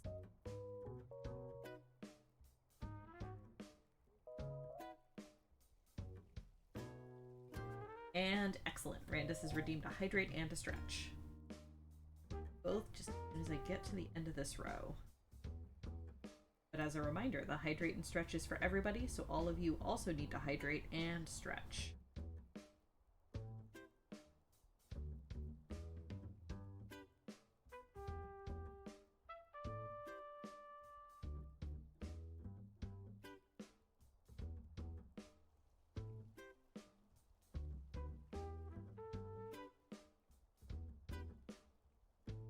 Oh good, we have even more silly commands.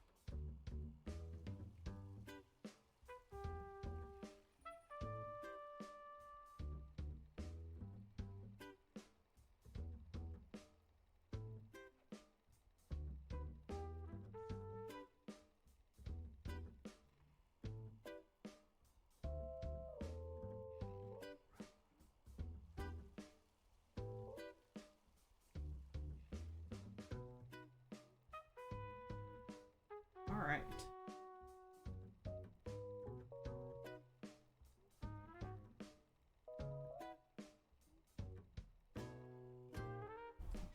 Good. Go ahead.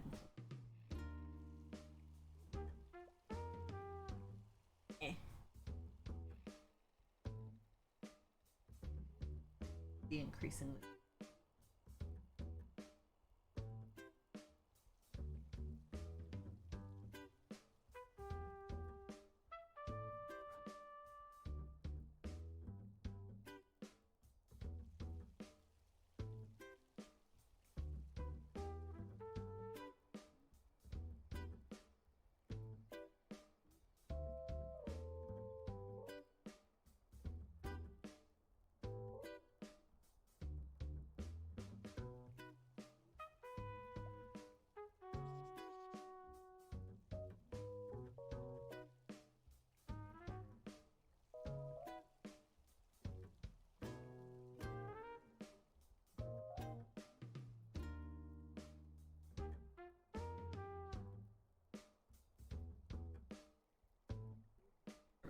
All right, I'm going to take a quick break.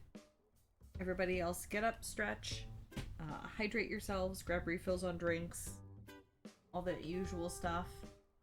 I will be back in just a few minutes, so don't go too far away.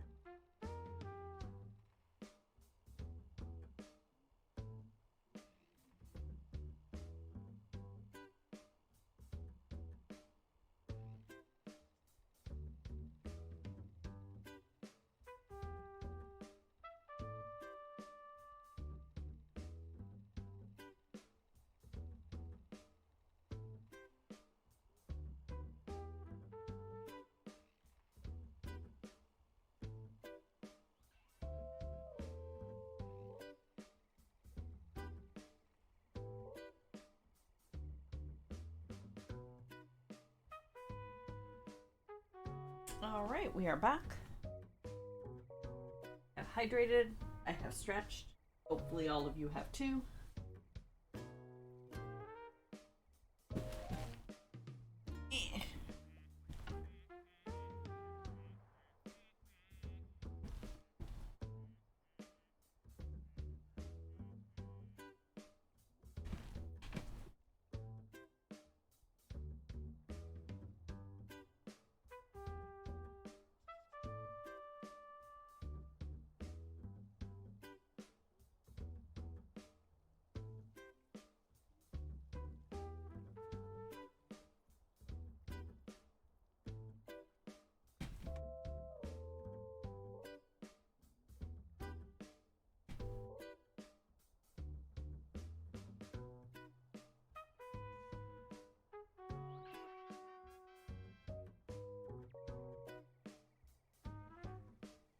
All right.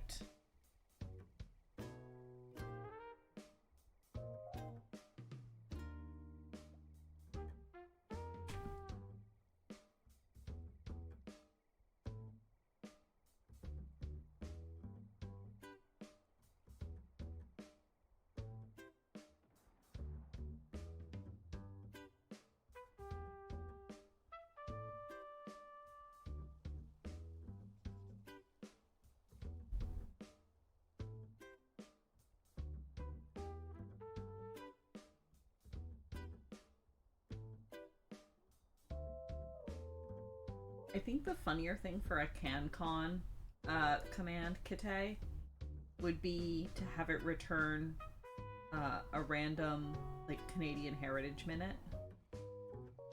I'm sure you can find them all on YouTube.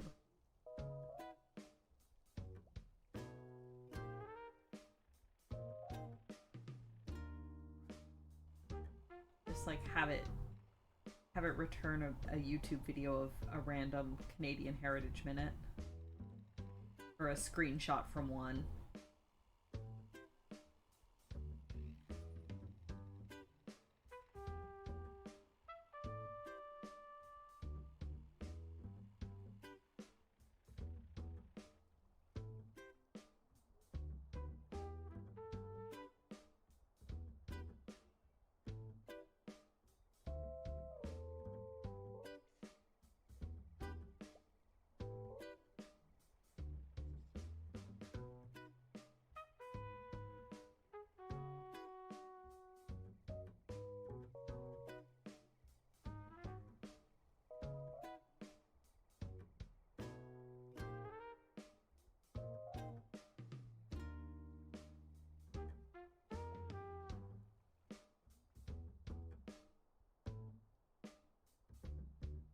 Or maybe a random Canadian Heritage Minute, or one of the like iconic frickin' commercials, like the house hippo, or don't you put it in your mouth, or drugs, drugs, drugs, like, you know, the traditional like classic Canadian ones.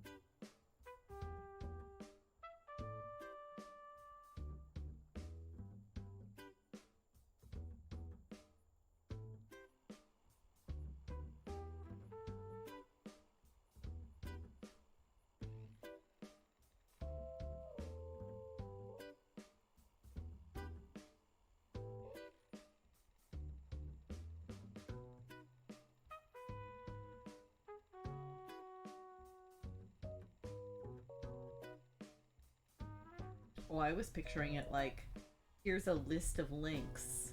The YouTube videos, return one of them at random when this command is run.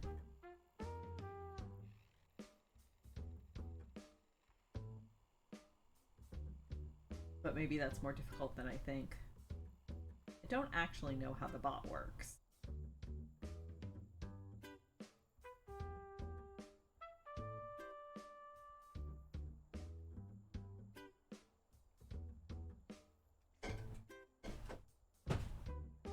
Hi, the problem is I'm not hungry. You gave me breakfast. And I don't usually eat until 2. It's there if you get hungry. Also, Sasha has decided she likes rice. I accidentally dropped a spoonful on the floor, and I looked away for a second, looked back, and there she was. Oh dear. So she likes rice, so we're in trouble. Uh-oh. Would you actually prefer if I just left stairs? Yes. Let us show off the lunch at least. Oh, sure. Pork egg roll bowl. It smells lovely. Like I said, I'm just not hungry yet. Mm-hmm.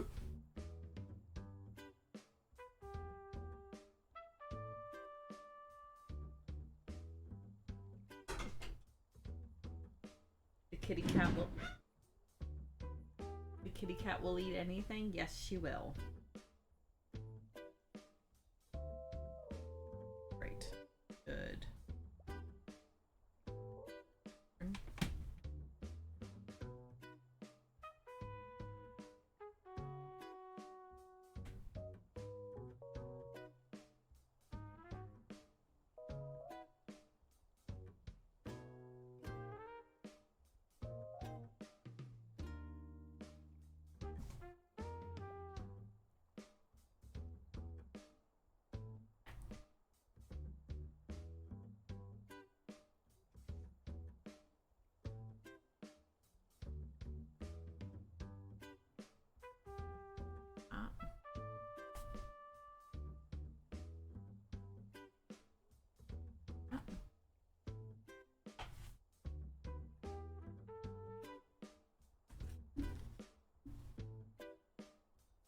Okay.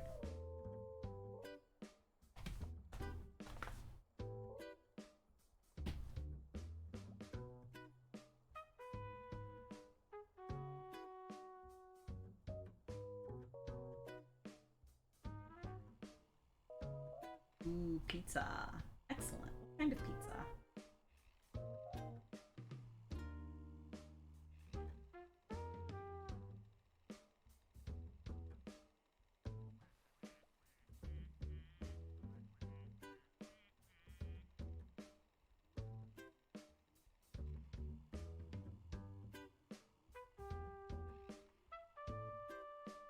Ooh, supreme.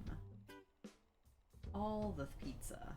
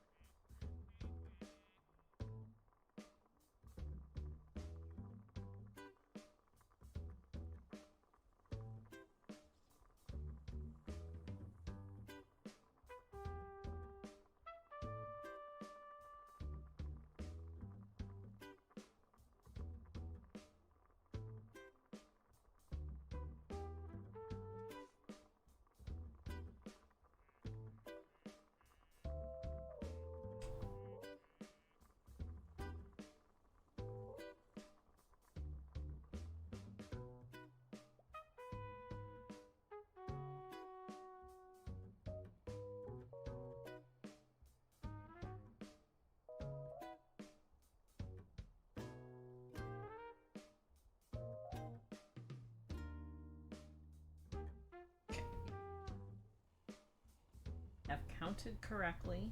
Nobody panic.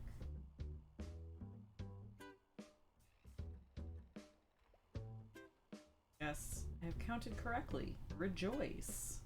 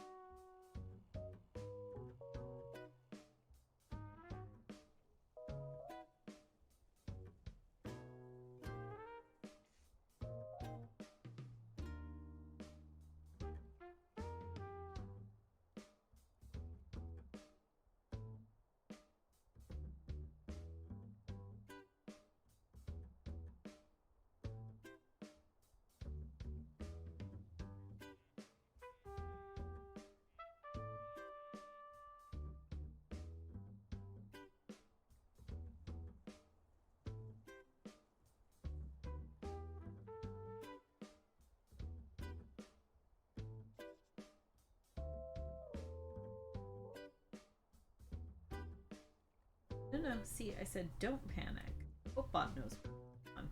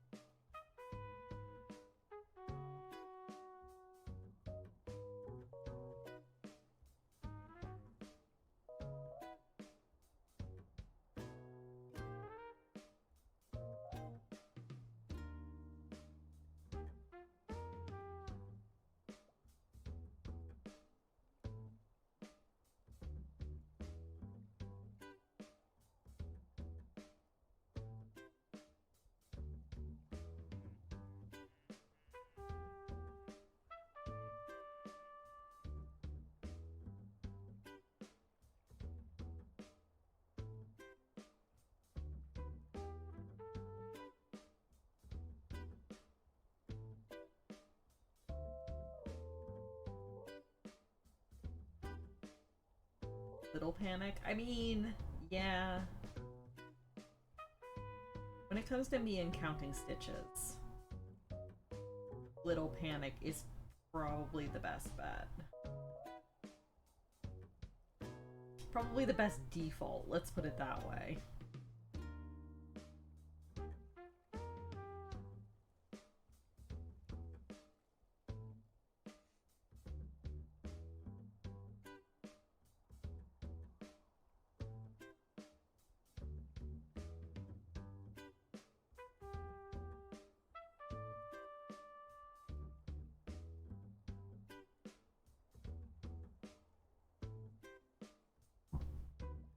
A little panic as a treat.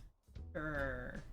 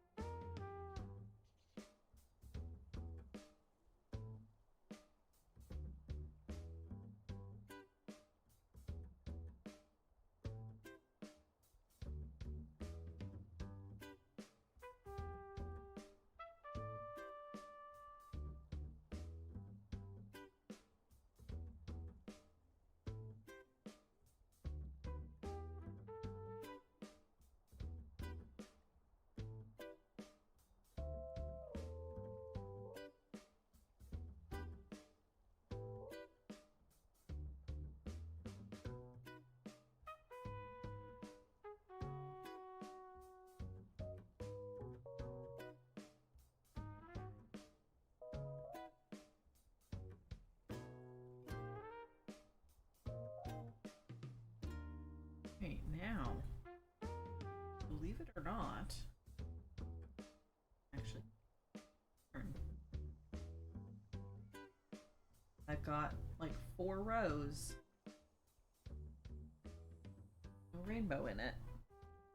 That yarn got snipped for now.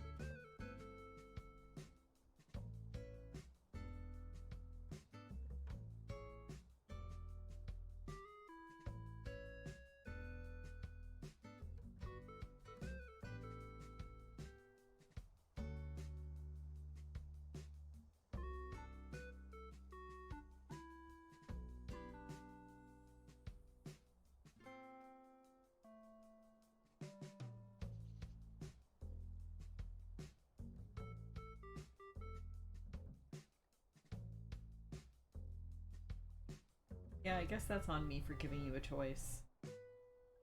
Keep that in mind for next time. No choices.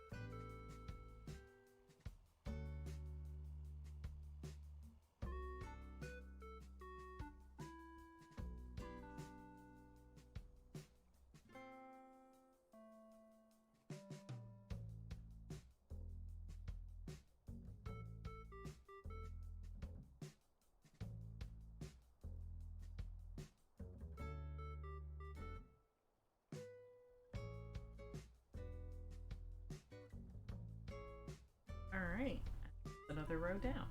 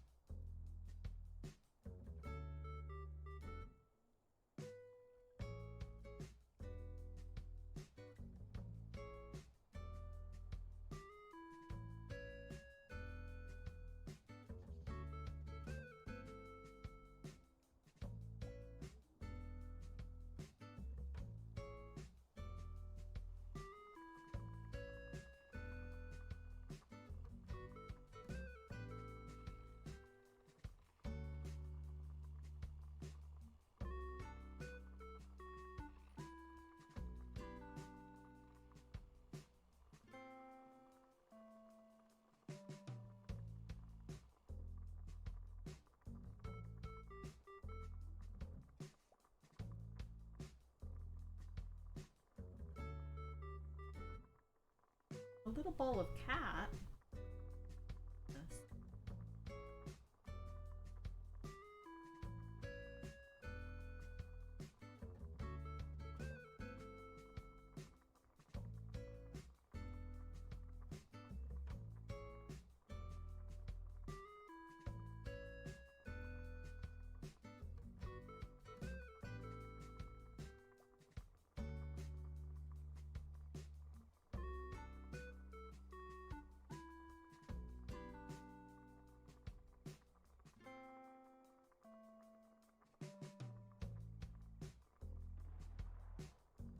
Does seek the warmth.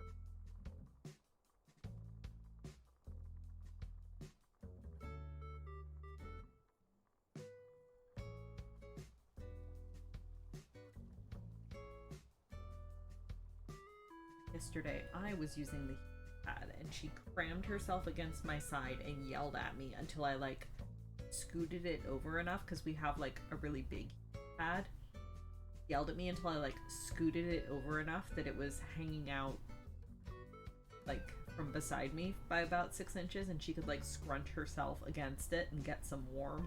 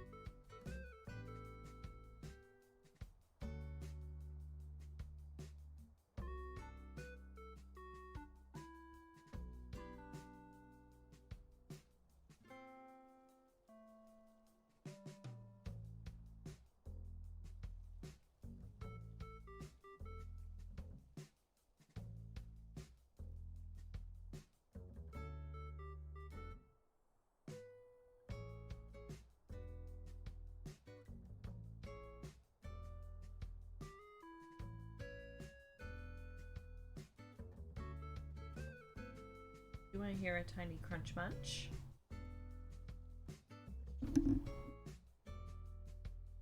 Munch?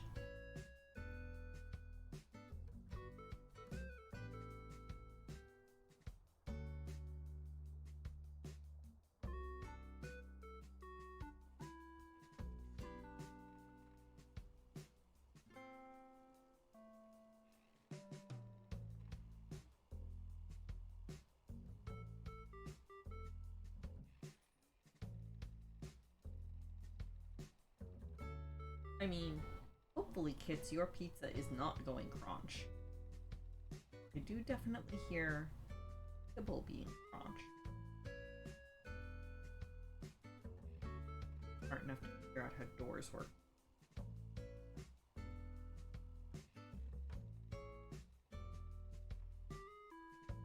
Trying to figure out how doors work today.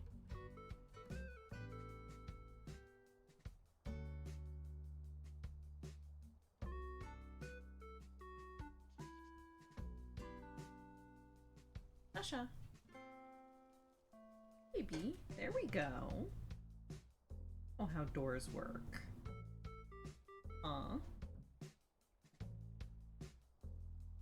Yeah, come here.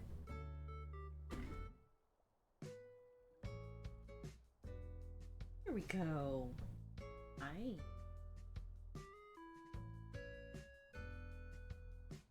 The tasty kibble.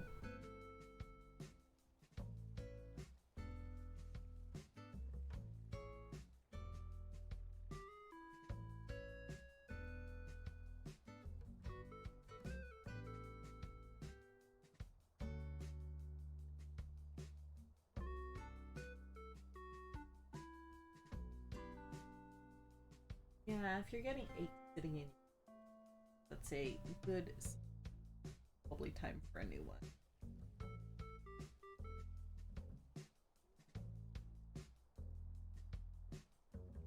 We need a new one too, but the problem is the space that we have is somewhat tight.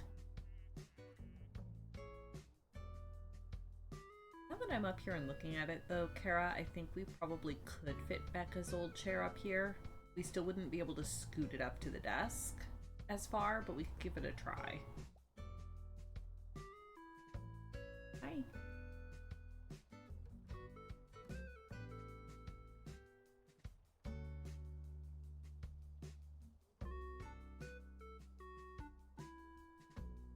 Cozy.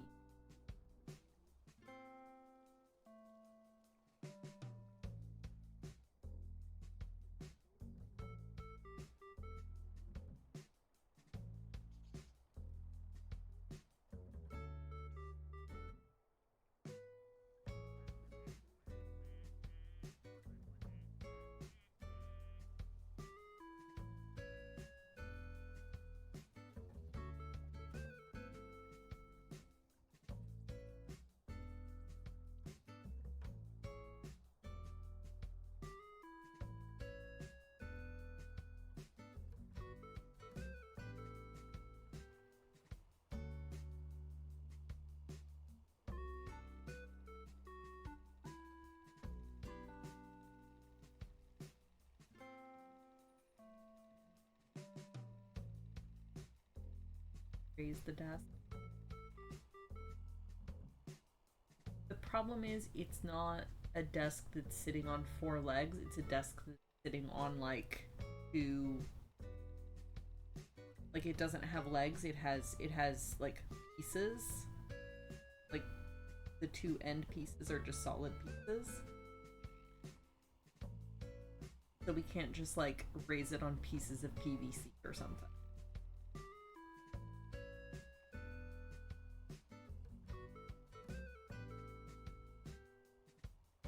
Here. It has sides, yeah.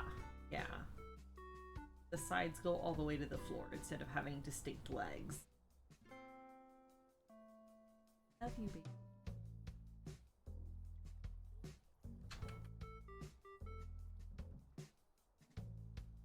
Bye.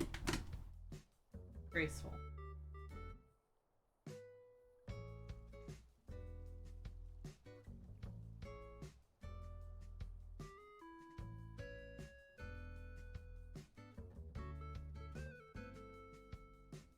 grief that she was here.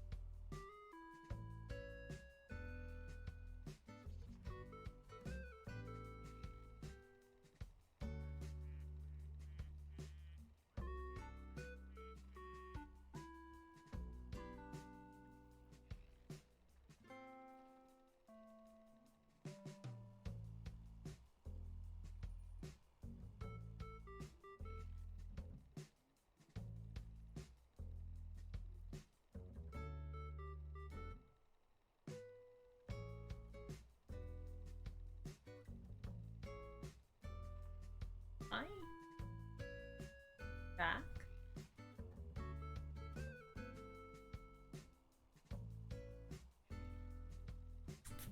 E.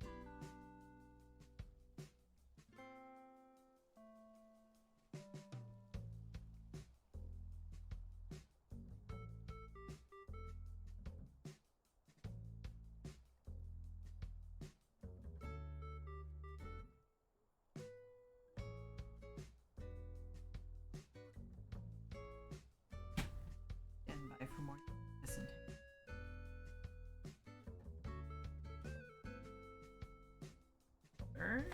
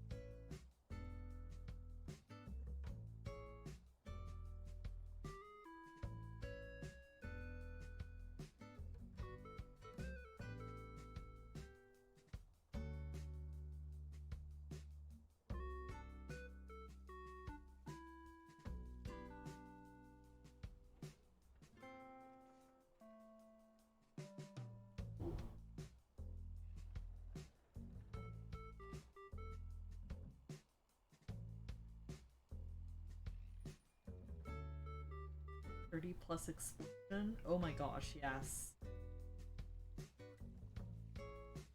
Wait, does that actually let it survive explosion? For some reason, I never thought about that interaction before.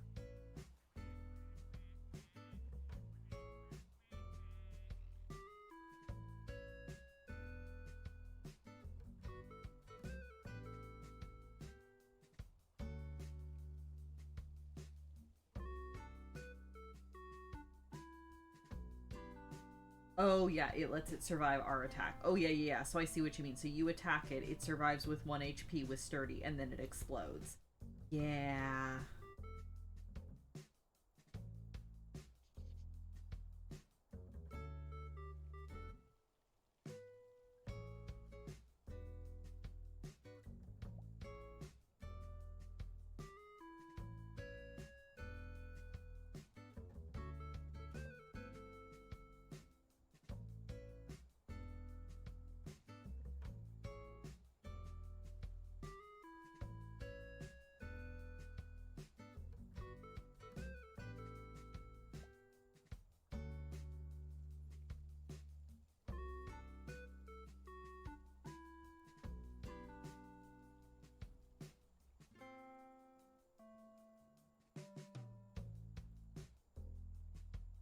Look, I will never not be salty about the first wild shiny Pokemon I ever found, which was all the way back in Pokemon Crystal. I kind of thought my game had glitched as I stand here staring at this shiny Graveler, which then proceeds to explode before I can catch it. I will never not be sad about that. R.I.P. Shiny Wild Graveler.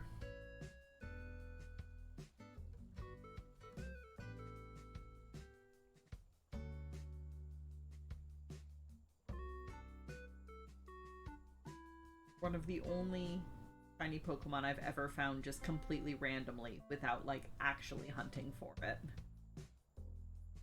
Just showed up, waved at me, and then exploded.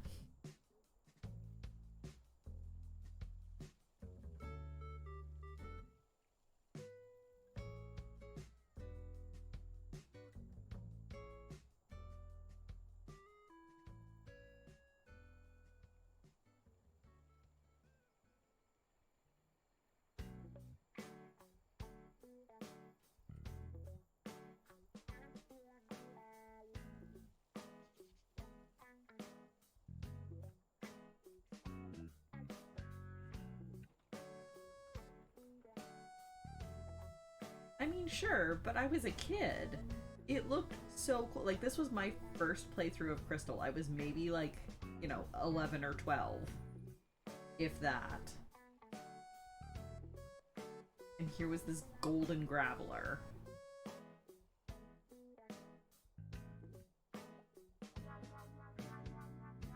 Got quite a few in Scarlet and Violet and in ZA. Ah, see.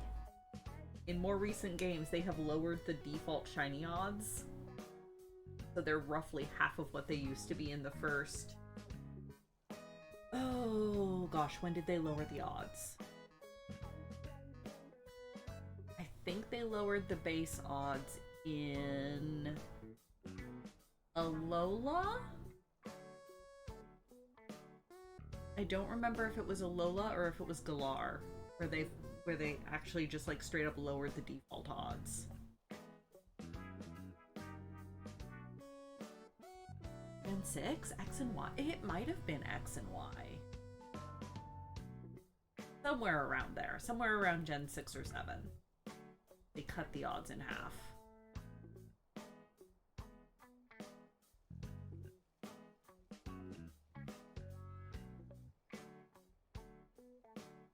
Yeah, so I had definitely done the red Gyarados, but I think, again, because I was a kid, I think I thought that the red Gyarados was just like a unique thing that they had put in just for Gyarados. I didn't like twig to the fact that, oh yeah, that means that all Pokemon could have this special color.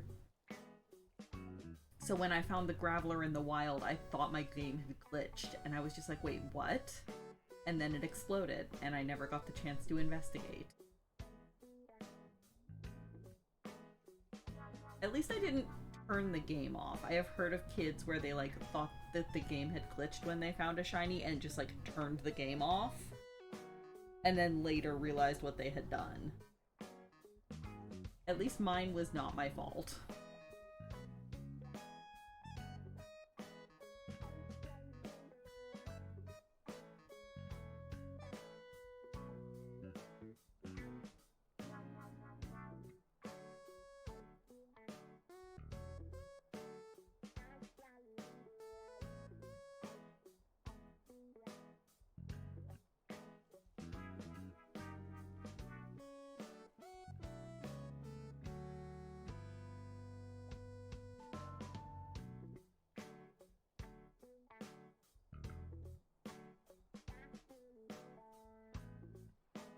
Okay, I think that'll about do it for today, though, because it is 2 o'clock.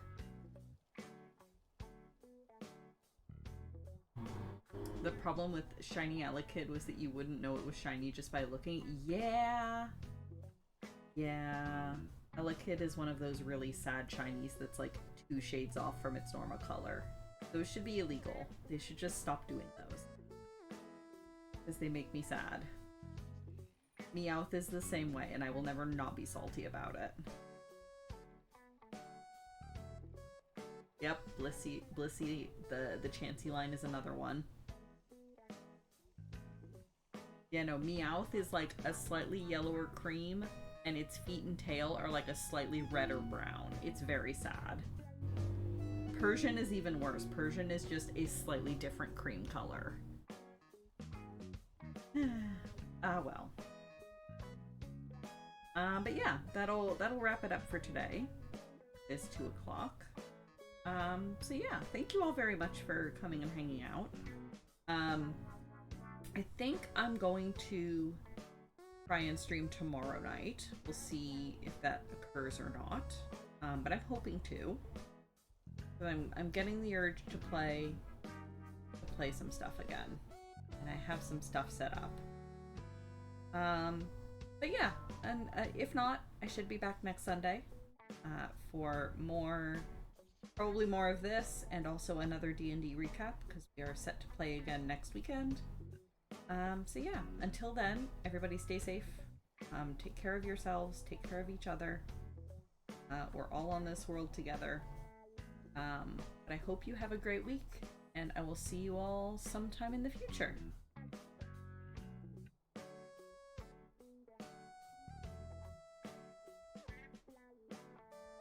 Move this without losing the hook is the trick usually.